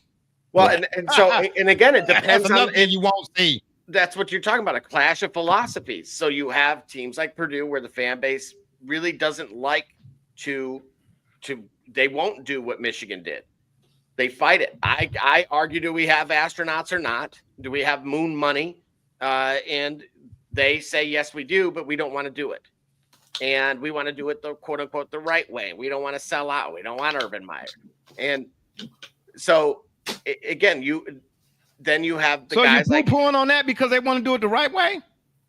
Well, I'm just saying there are two schools of thought. Then you have teams like Indiana and others, the quote unquote traditional. Well, who won the race? Well, look what Hurley's doing at UConn. He's hurling around dollars and not manipulating, just using the portal for what it's worth. And you have guys like Tom Izzo that won in the past that don't want to. Well, he ain't doing it, but that's American. Whatever they doing now, he ain't doing nothing that ain't been done in America. You gotta go look up the Rothschilds and the Rockefellers. Of the one guy with the he said, man, my AAU coach went to the locker room. They're like, yeah, we got some gear in there for you. And he goes, we walked in there. There was about $10,000. Yeah, I mean, come on, man. And he goes, come on, man. He's like, man, my coach said I'll give you. He goes, so well, you're gonna go here, right? You know? Yeah, yeah, man. Yeah, they've been paying people off for years, man. Now it's just public record. I'm just saying.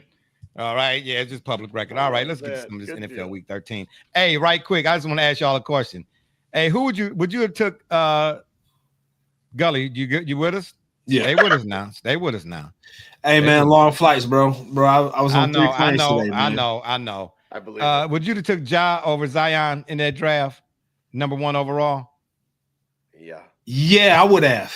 But somebody that be watching this, told me I was crazy. They said they would have picked Zion, and I said Ja. At the time, they told me I said this at the time. I would have took Ja number 1. You know what I'm saying? But apparently, I don't know what I'm talking about. All right, it's all good. Anyway, let's get to some of these Week 13s. Don't worry about it. Yeah, he know what I'm talking about. Anywho. Yeah. Those shots, bro. You've been listening to a whole lot of Kendrick this week, haven't you? I know. I don't listen to Kendrick. I listen to Gil Scott-Heron. Not Heron. He said What? He said, you remember what he said? He said, she said, but she said she didn't. Is that what you're saying? Don't you remember what Gully? Do you know what song I'm talking about? Say it again. Yeah, say it again. You know he's sleepy from jet lag. Gil Scott-Heron, what he said in a more. Oh no, don't do that. Oh, Double J, never mind. I shouldn't have said that. Oh my gosh. Oh boy, yeah, never mind. Don't do it. Anywho, let's get to some of these picks so Gully can go get some rest.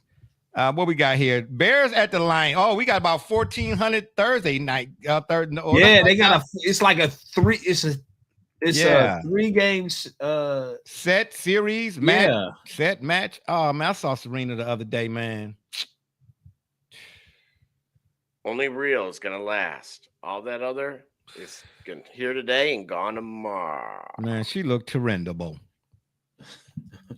That's terrible, horrendous, and terrible. Woo, anyway, we got about 13 Thursday. That's gobble day games jumping off. You understand me? Tomorrow on C. Got the Bears at the Lions. How we looking at that? Double J, what's the over under? 500? Bears line, it's 9.5 for Detroit. Okay. What's the over under? 47.5. Hey man, what is going on with Goff and Laporta? Why they can't get on the same page? Target share, especially in the red zone, is way down. He seemed to be clicking with everybody else but Laporta, man. What's up with that? I don't think it's intentional. If you look at last year's numbers too, it was just that they were finding him more right there. So it was kind of identified early in the season that this was not a trend that was going to change unless they really tried to just say, we're going to force this thing to this guy. I'm taking the Lions. Who y'all got? I got the Lions for sure. Yep. Yeah. Giants at the Cowboys. Current line is. I hope the Giants don't do no onside kicking because the Cowboys is ready for that, man. Yeah. Oh my gosh, that game was. Hey, listen. Oh, shout out to Doc. I wish you'd change that picture though. You know what I'm saying? Don't nobody want to see 5-head Sharp. You understand me? Sharp 4-head 5.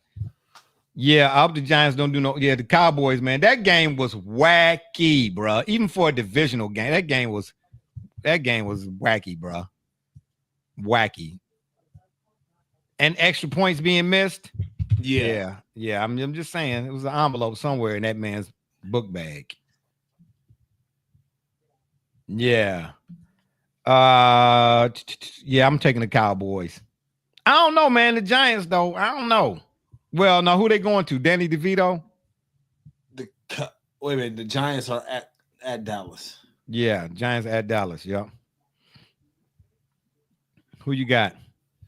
I have the Cowboys. Hey, Doc, I was. Hey, you Doc, taking the Giants on that one? Yeah, well, I kind of was leaning that way too. Tell me why, Doc. Tell me why you taking the Cowboys. I mean, no way. Hey, look, I had no choice. As I told Gully the other day, I played Tommy Cutlets. I was able to escape with the victory. Right. Oh man, absolutely. Okay, never mind, Doc. Anyway, I thought you was gonna really add some substance to the whole thing. He took because of Danny DeVito. Yeah, Tommy Cutlets. Yeah, he don't have faith in the Cowgirl. No, they didn't need it last week. Yeah, they didn't. Well, they sure didn't. I don't know how that happened. It turned out. Yeah, I'm a. You know what, Doc? I don't know. I'm taking the Giants, man. You know what I mean? But again, none of these picks should be used for any betting purposes. I'm just letting you know that right now. Well, that line is currently 3.5. That on the Cowboys. So, all right then. Okay. The over under it to give his point about. Hey, do they have a quarterback controversy in Dallas? Because Cooper Rush is playing better than Dak, not Scott. Well, it's certainly brewing. We continue to win. Imagine the likely, or imagine a possible but unlikely scenario that they end up 7-7 going into week 15. That's going to be pretty major. Doc, who not consistent enough? You say they're not consistent enough for you. They won last week on a fluke and they're going to lose this week. You talking about the Cowboys. Oh, okay, I got you. And this frozen tundra game of the day. Yeah, all right. Yeah, of course you would say that. Game of the day. Dolphins at Packers. Dolphins at Packers. I got the Packers. Double J, what's the line? And don't be lying. 3.5 for Green Bay. I find that very, very interesting. I'm gonna roll with the Dolphins. I'm gonna tell you why. For whatever reason, they have to get off the cold weather schneid. I'm talking about all the way dating back to the days of Dan Marino. Okay, in the playoffs when they went to Buffalo and got Shamala. That's a word. But I'm not gonna even try it. Oh my. Yeah, double T. For whatever reason, man, it was some question that how many months ago, or how far back, about whether or not if he was the answer when it came time to him getting paid or something like that. Is he really the answer at quarterback for them? Hey, well, you see what they don't do when he ain't in there, and you see what they do when he is. Yeah.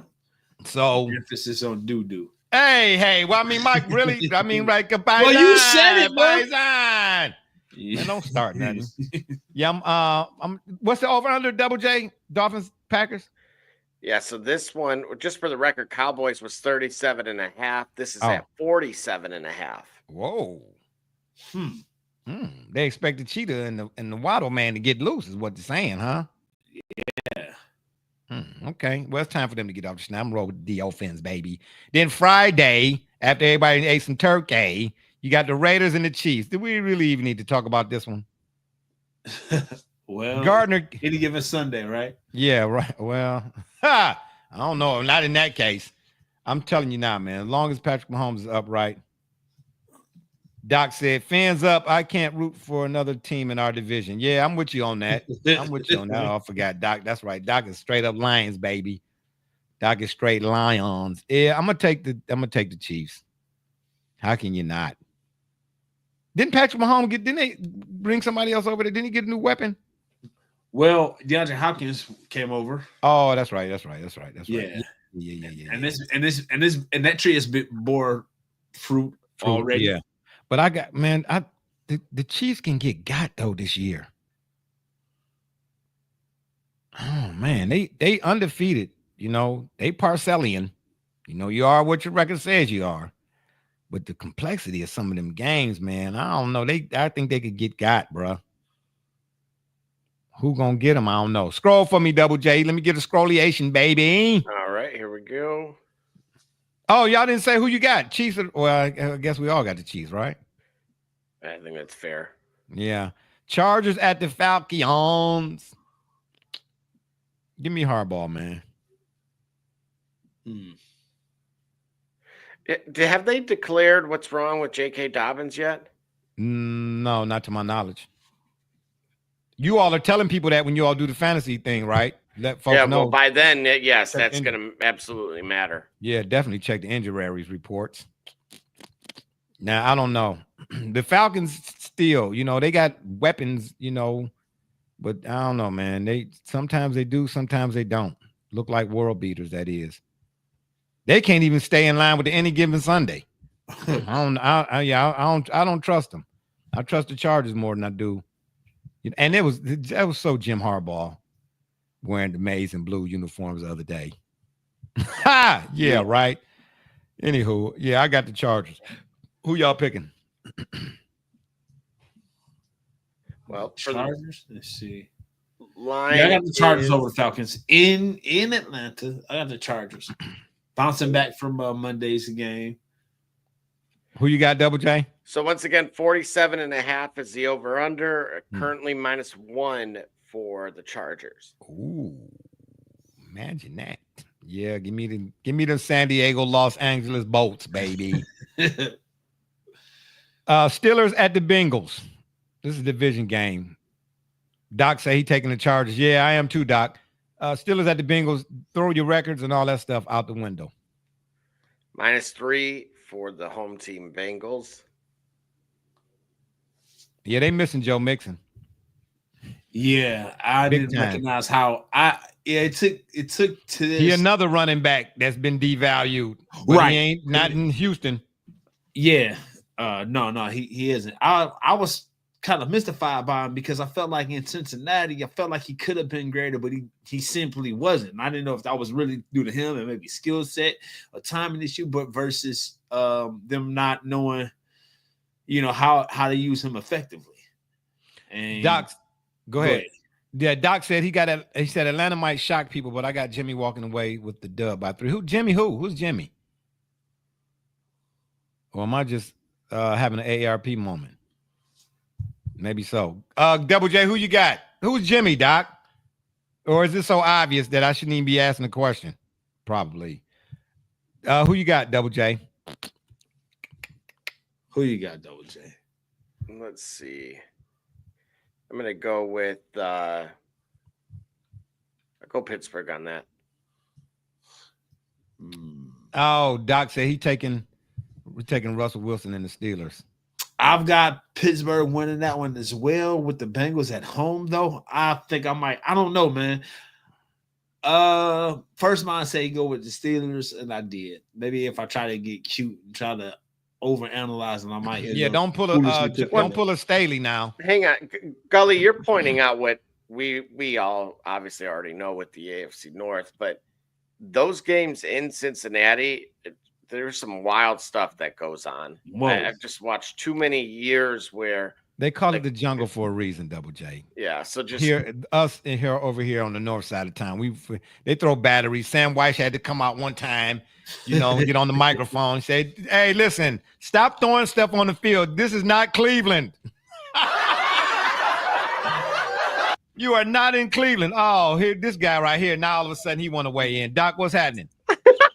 Hey, I tried to send Double Hey, buddy, hey. First of all, oh gosh, don't come on here with that. Don't come on here talking about some hey like he we ignored friends. it. He ignored it. Hey, buddy, I missed you, barbershop. Oh man, it's been a while, bro. Oh, man. I'm like, why y'all ain't got my uncle on here, man? Y'all trying to keep us separate. Wow. Us J's got to stick together. Wow. Hey, can I get my tube socks in the mail or something? So I got Uncle you. Jay. They supposed to have been there last. They supposed to have been there last month, but they must have got lost in the post office. Yeah, what's up, Doc? Yeah, his very own. Look at him shaking his little sunshine. Oh, them Lakers fans want to see some more flopping.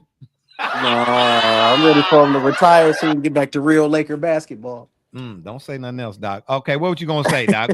What you gonna say? You jumped in here for a reason, hon. When we talking about who you taking, who you leaving, I just wanted to give my little 2 cents in everything. Oh, okay, I got you. All right, well, let's keep things rolling. We got to give my man Gully some nap time in. You know what I'm saying? Right. He going to be asleep here in a minute. Yeah, it's all good. Texans at the Jaguars. Do we really even talk about this one? Man, I'm taking the Texans. Double Texans by far. Yeah, what's the over underwear? Yeah, so on this one, we are looking at only -4 for Houston. Oh, that's because CJ Stroud he been lightweight stinking it up, lightweight trash. It's okay. Oh no, don't do that, Doc. Don't even come over here and do it. Don't do that. Don't do that. Don't do that. No, he ain't been. He hasn't been playing up to his full potential lately, and I'm trying to figure out what's going on. Yeah, well, I mean, when you ain't got your weapons, in and out the lineup. But they do got Joe Mixon though, so it ain't, It ain't like they ain't got nothing. Yeah, well, that's what I'm. Yeah, well, yeah.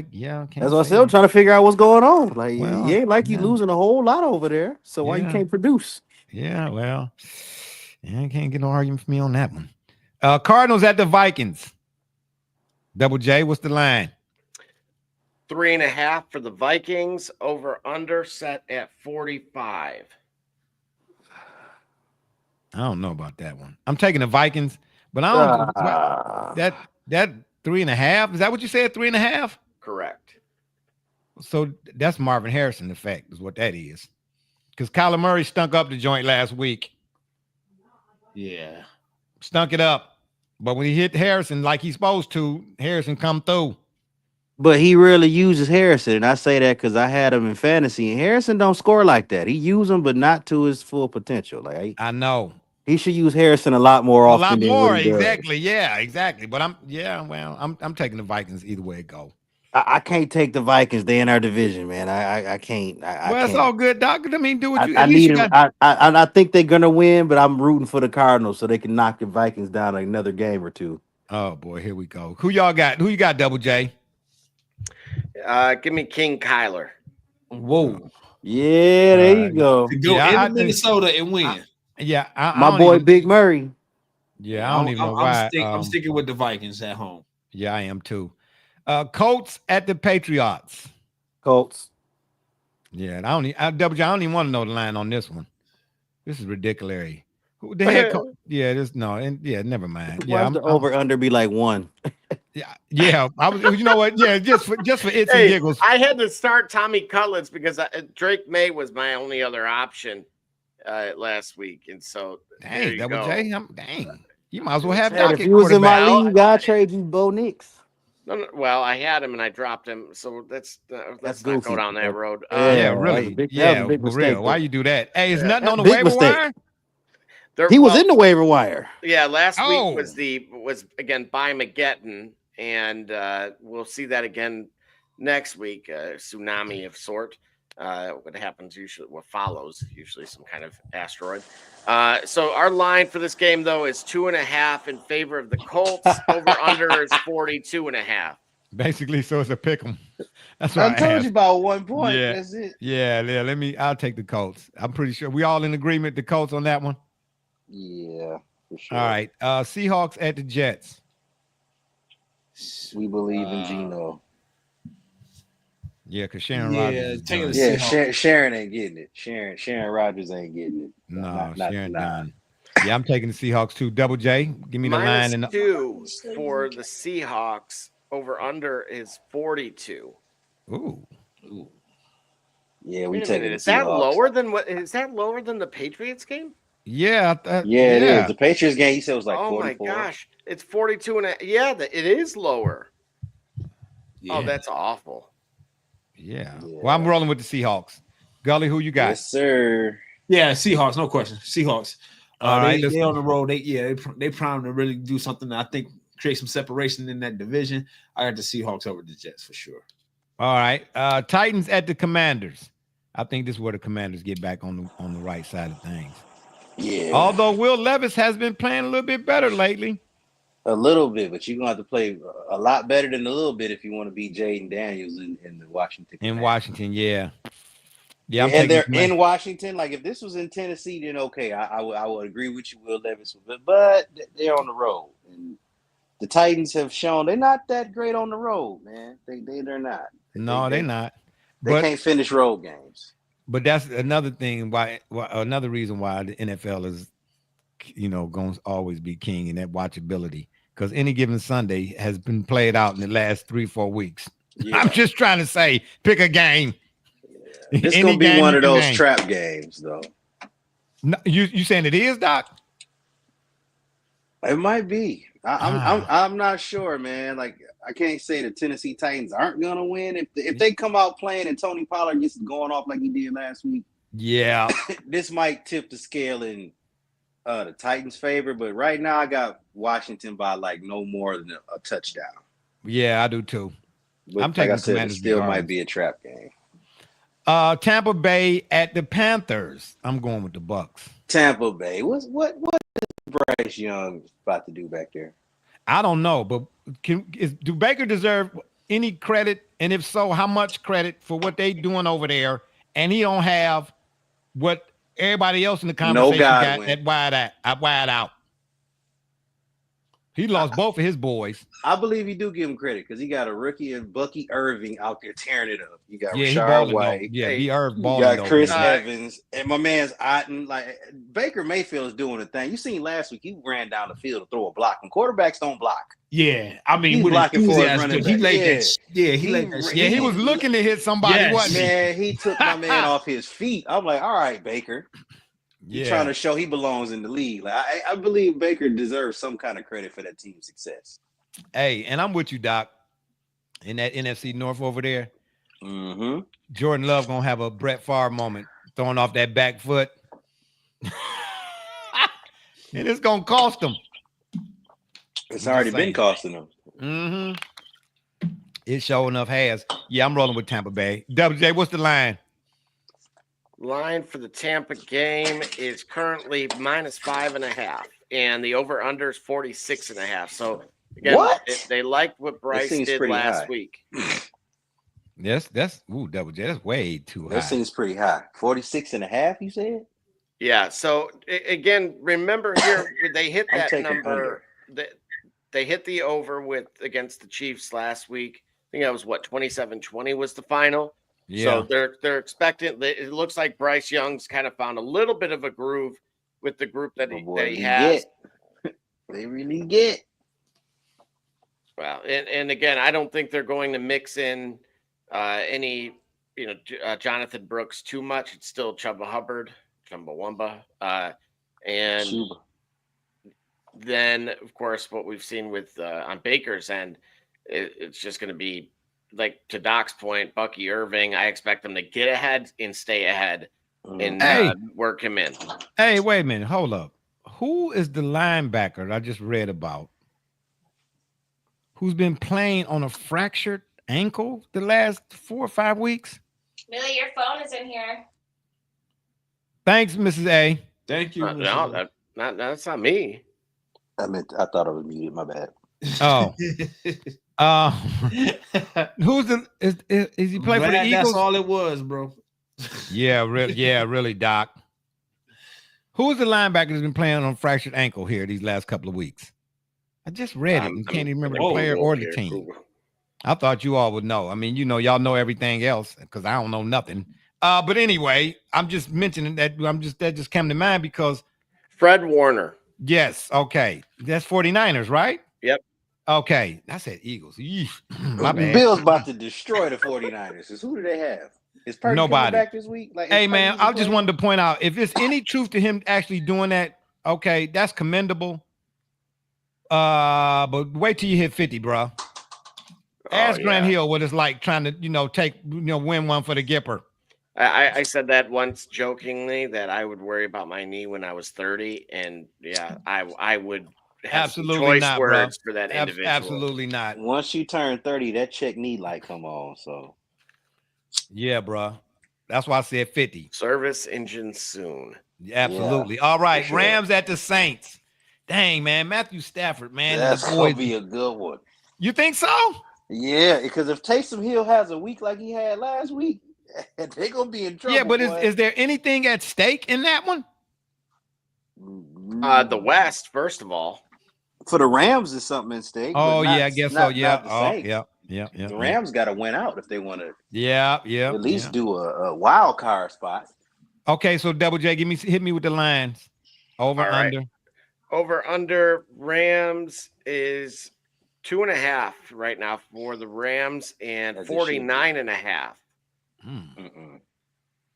I see them scoring a grand total of under 49. I can see between the two would be like 45, 44-ish. To Doc's point, Taysom Hill does play better at home. Mm-hmm. Way better. Well, secondary receivers do well against the Rams, so I could see MVS also having a good game. Again, he's averaged 20 fantasy PPR points per game in basically the two that he started. So, is Olave still out? Yep. I hope not. Okay. I think so. Double check. I haven't looked at the injury report this week yet. It's been a busy week. Yeah, but it's going. Yeah, but I wouldn't look at the injury report till Saturday. Yeah, but I'm the type I like to look at it because if it's limited practice Monday, limited practice Tuesday, the weekend won't matter if you. Yeah, I got you. I got you. Couldn't take a hit.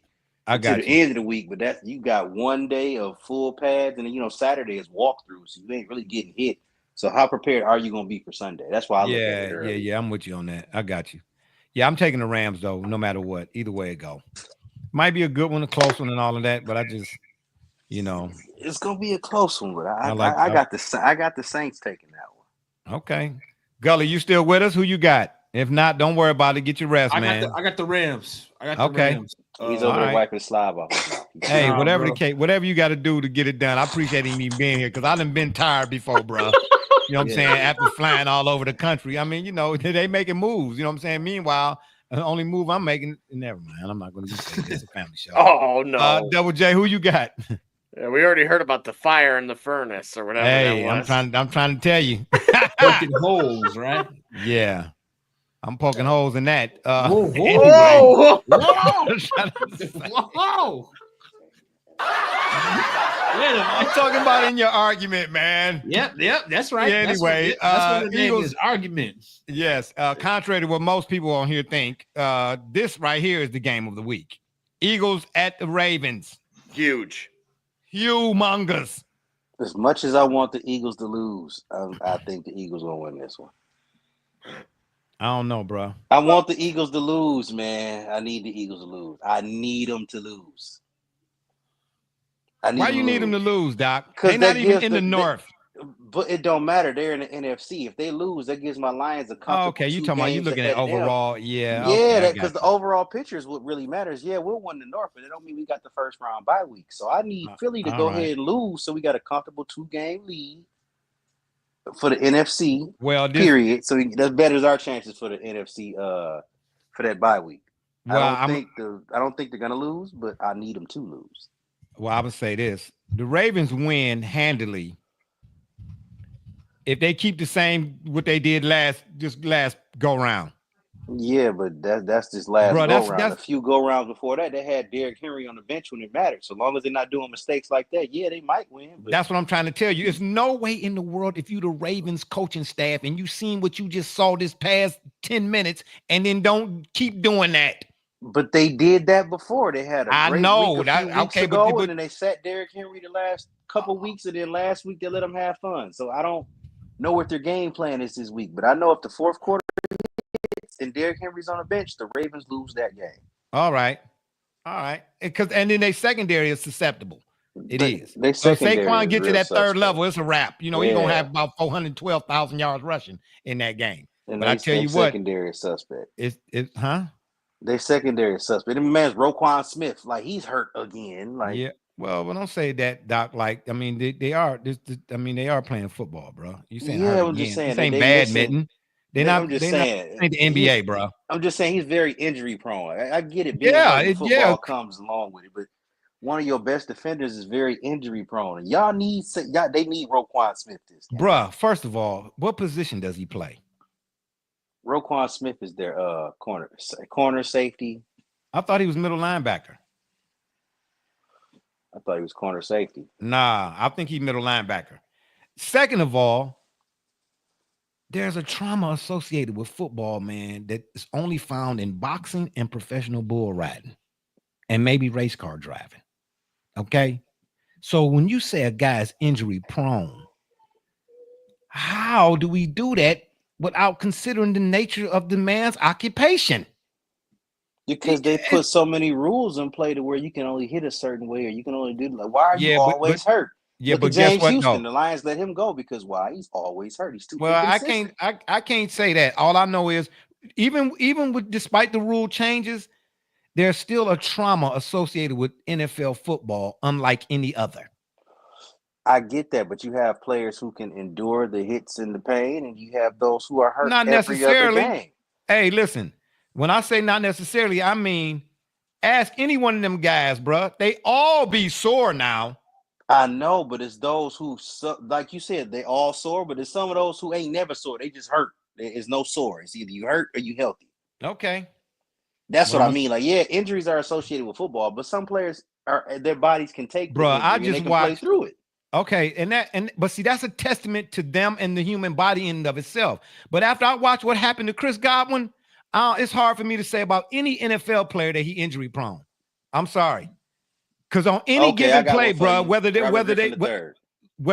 tackling soft, tackling hard or not, on any given play, them guys' lives could be over. We saw what happened to Hamlin last year. RG3 can pull his hamstring trying to tie his shoe. Like it's players out there that's really Dr. Glasses. Well, we're not talking about what he do. We ain't talking about what he do at home, Doc. Look at Debo. Bruh. Debo Samuel. Debo stay hurt. That's what I mean by injury prone. Samuel stay hurt. But I'm not surprised given the nature of the sport. I'm not surprised. Now, why more guys don't get hurt more often, I don't know. But for a guy to get hurt playing NFL football where you crashing into people on every play, I'm not shocked at that. But at the same time, you got people who literally cannot take those impacts. Well, guess what? I ain't That's why mad they at say him. 30 I ain't mad at him. is the age around a lot of people retire. Past 30, a lot of players ain't taking them hits no more. Hello? Exactly. That's my point exactly. The lifespan of an NFL football player, regardless of position, is what? 9 years. And that's if you get there after 2 years in college. 9 years. That's all you got. 9 years. And what is it for any other sport? Baseball and basketball, comparatively speaking. 100? I mean, nah, you got people like Greg Oden who didn't Well, last I mean, long. well, you know, Greg Oden had, just like Bowie, they had conditions, anywho. You understand what I'm saying? They did. They had conditions on the Derrick Rose, he tore his don't ACL. you do that. He Don't tore you his do that. ACL running down the court, bro. Bruh, Derrick Rose, but hold up. Don't do that, bro. He got glass knees, dog. No, he don't do that, bro. Yes, he do. No, he Kawhi don't, Leonard. Absolutely Kawhi not. Leonard. Absolutely Kawhi not. Leonard. Derrick Rose, I can't speak to Kawhi Leonard, but Derrick Rose, absolutely not. But if you go back and watch Derrick Rose all the way at Derrick Rose, he played a violent. The silent or the force that Rose was dunking with was why his knees. Human knees could actually he was handle doing it. his whole high school career. Like I'm just saying, like you got. Yeah. So I'm not surprised his gave out after all of that. That's what actually they even said themselves that it should have occurred prior. Yeah, because he played with, but that's what he played with a violence that you see in football. What's Anthony Davis' excuse? Why is he always hurt? He ain't playing with no violence or nothing. So what's Anthony Davis' excuse? Okay, well, listen. What's Joel Embiid's excuse? I ain't saying it ain't no soft batch cookies, but Derrick Rose ain't one of them. I'm not saying he's soft batch cookies, but I'm saying his body couldn't handle what he was doing. Because of what? Listen, that's what I'm trying to say. Derrick Rose's body couldn't handle what he was doing because of the tune to which he was doing it. Embiid and Anthony Davis, they don't go hard like Derrick Rose is going hard. Look at Zion. He barely stay healthy. Yeah, but that's because every time after each game, number one, he don't want to be in New Orleans. Number two, somebody be leaving a McDonald's bag in his locker. Now, come on, man. Zion's problem is hamburgers. Nah, man. Zion played violent too, but he ain't no Derrick Rose. I followed Derrick Rose all the way back to Simeon. He ain't no Derrick Rose. I'm just saying their bodies couldn't take it. That's all I'm trying to say. I know their bodies couldn't take it. But it's the reason why, and the reason why their bodies couldn't take it varies from person and player to player. That's still injury prone. That's still injury prone. Nah, bro. Nah, okay. Yeah, you know what I'm saying? I just ain't, after sitting with players and like my dude in particular, man, and looking at his fingers, every which way like a Rubik's Cube that ain't been solved. It's just hard for me to say, bro. And after sitting in the facilities with them dudes, you know what I mean? Watching Myles Garrett, man, a lot of them dudes be putting on the yeah, bro. Yeah, because a lot of them know it be certain monies and incentives attached to it if they don't play this week and all that old type of stuff or whatever it is. So they go out there really when their body's saying don't go. For real. So a whole lot more of them. You understand what I'm trying to tell you? It really is, bro. At least the guys I know. That's all I can speak to. The guys I know. All right, yeah, but at the end of the day, I'm taking the Ravens. Gully, you still with us? No, he gone. I didn't even know he was gone. Dang, he had to get some rest. All right, it's all to the good. Yeah, we've been in it for a minute anyway. The Ravens begrudgingly over the Eagles, and I'm saying it because the Ravens at home. But that's the game of the week, though. It's gonna be a good one. I cannot wait for that one. I can't either. Double J, let me get some scrollation. Okay. Yeah, all right. When the last two, what we gonna do? All right, 49ers at the Bills. We taking the Bills for sure. Yeah, I'm taking the Bills. Double J, what's the line in that one? Current line is 7 for Buffalo. They're gonna win by more than 7. And the over-under is at 44.5. I'm mad they think San Francisco about to score that much with no Brock Purdy. Yeah, I'm about to say they definitely ruled him out. I thought there was a possibility for my fantasy. Yeah, what I saw so far it's still a possibility, but he's been limited practice all week, so I don't think he's gonna come back. Oh yeah, if you limited, man, well, what's the day? I'm starting to be concerned because if they start to shut it down, I know thankfully the West has been like pretty much even, where no one would be mathematically eliminated. Yeah. But if they shut it down, and you're talking about the CMC guys are going to be who already have suffered enough. It's just it's going to go from bad to worse. I don't know. He honestly is shaping up to be. He's going to be a game time decision. So those who do have Brock Purdy out there, there's some faith to have. Will you all? It's been a minute since I played fantasy. Will you have time? Will you have enough time? Well, obviously, you're gonna have to. They're gonna have to say something, so you all have time to start. If it's a game time decision, what I'm saying is, I wouldn't start him. If it really do come, if Saturday hits and they're still saying it's a game time decision, I'm not starting Brock Purdy because that means all week he's been in there, but whatever injury he's severely limited. Yeah, you can only use him for so much. But if he decides come Sunday, hey, my team needs me. Bro, you ain't been able to practice all week. So what makes me think you're going to be able to get in there and play an actual good game? It's against Buffalo, too. Buffalo defense. You know what I'm saying? It ain't the best, but it ain't terrible. You know what I mean? So it ain't terrible. I'm taking the Bills anyway. The 49ers. In a situation like that, I'm not putting no faith in Brock Purdy. You can come out there and play all you want, but if that defense get to hitting you or they get to you one too many times and an injury that's been bothering you all week start bothering you now in this actual game time, ain't nothing happening. Yeah, the 49ers, last week, it looked like their whole team was on injury reserve. That's why they've been losing so much. Looked like movie credits scrolling at the end. I was like, man, you know what I mean? I got dizzy, like, woo-wee. Yeah, but I tipped my hat, I tipped my hat to football players, boxers, and professional bull riders. Boy, I went to a professional bull riding rodeo, whatever you call it. Boy, I went to it one time, and bro, let me tell you something, boy. I just to see them guys sitting on the back of a 800, 900 pound bull with horns the size of, one horn on the West Coast and the other on the East Coast. And for a guy to sit there with his arm, with his hand underneath, you know what I mean? Bro, I don't see how they don't have more shoulder separations. I don't. Bro, professional bull riding, I had a newfound respect for it, bro. And then I'm not gonna even tell you, boy, wear a clothespin. So when you gonna come to Detroit, you know what I'm saying? Huh? We got to get you down here to Detroit, man. Bro, the last time he was out here, remember the last time I was out there, I made phone calls and none of y'all answer. Too busy on drinking a Lucia. Okay, so what are two things? Number one, we got to get you out here to Detroit. Number two, we got to get a fantasy league. We got to call it the shop league. We got to call it the shop league. I don't care what y'all call it. We'll let some of our YouTuber friends and crazy all get out, bro. Come on, barbershop. We need y'all don't understand, bro. I'm over the hill and rolling down it fast. They call me Jay Avalanche, baby. Well, we'll catch you. Come join us. We need you in the shop league. We can't have a shop league without barbershop Jay. Listen, if you see me in the shop now, I'm gonna be sweeping the floor. Okay, I'm doing my due diligence. I'm just saying. Create your team and let your robot auto draft your squad. Yeah, we just gotta have barbershop in. I'll tell you what. Then why don't you do it for me, then, Doc? Since we buddies. You know what? I got you. No, never mind. I'm just kidding. No, bro. Don't put me in bro. Hey, that's for y'all, man. That's a team, and we gonna get. Hey, listen. It should be a stipulation. If you do not have hair, you can't come over here. Okay, I'm just saying. You can't get in the league, baby. Absolutely not. It ain't gonna be your boy Jay, not tomorrow or today. I'm just about to say, okay. You understand me? That's a nice idea, Doc. You know what I'm saying?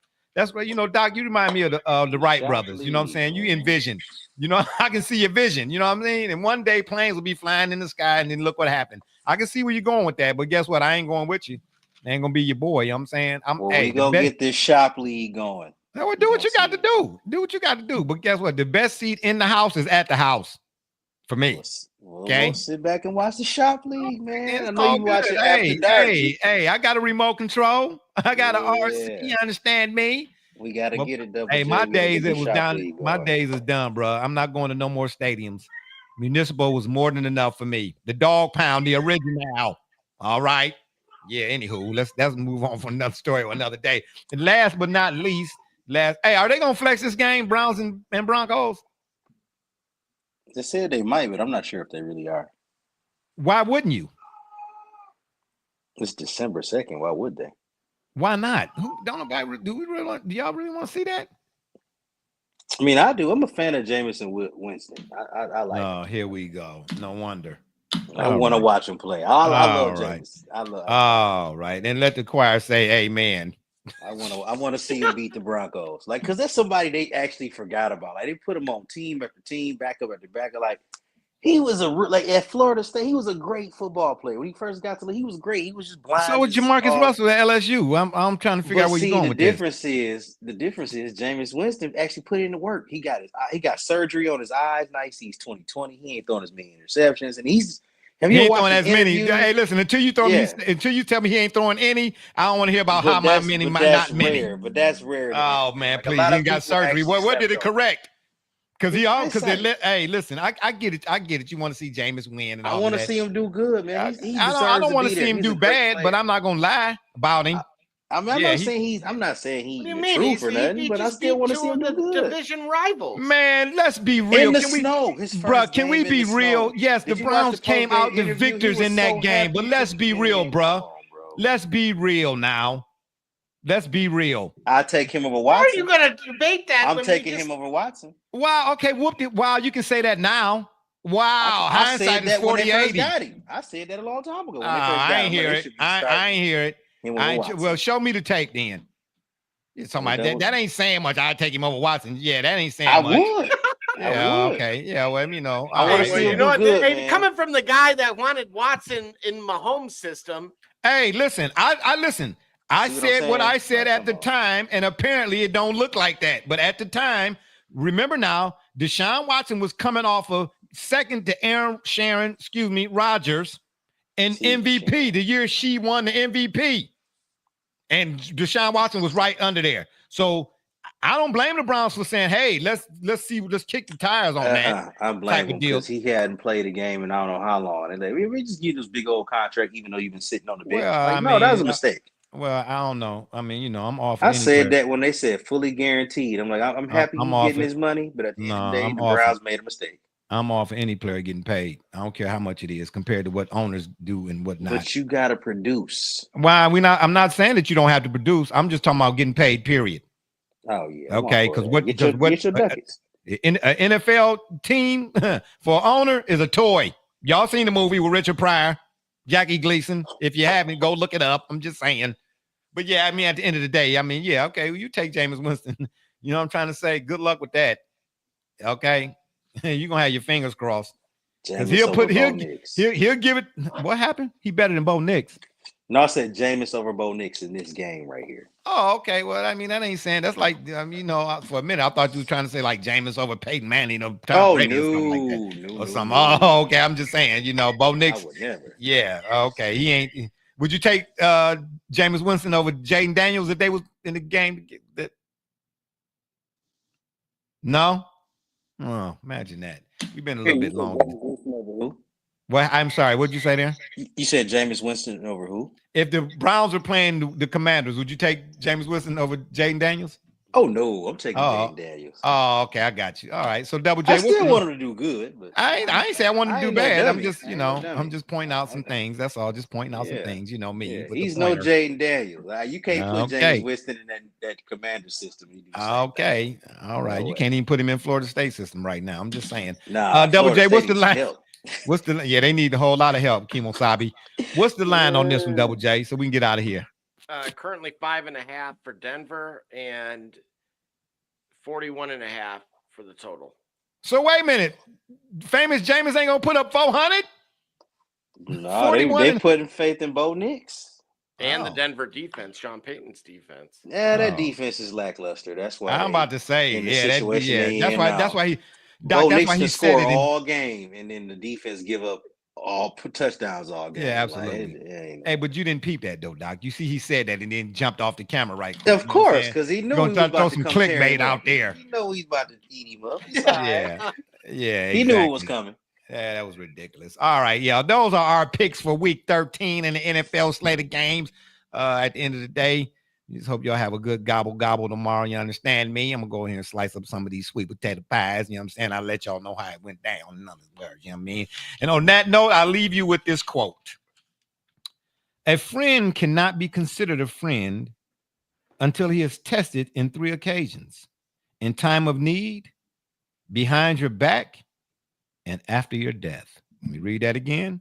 A friend cannot be considered a friend until he is tested in 3 occasions: in time of need, behind your back, and after your death.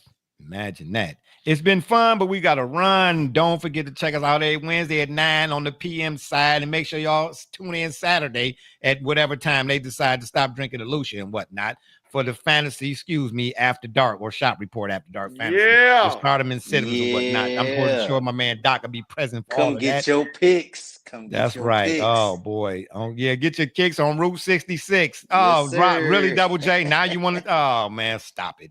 Anyway, or y'all can check us out on Facebook, Twitter, Instagram, the shop's fan page, and of course YouTube. And please, when you're over at the tube, hit that subscribe button. We'd be much obliged. And if that don't work, you can Google it.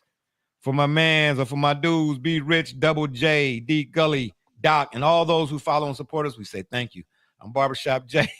Doc, now you, hey, Double J, stop showing that background. That background is horrendous. Go Lions. Oh, man, please. I'm Barbershop J. You've been listening to the Shop Report. And remember, the next time y'all want to know what's really going on, man, come to the shop. Walk-ins are always welcome. Holla at your boy. It's all good. It's all good, Doc.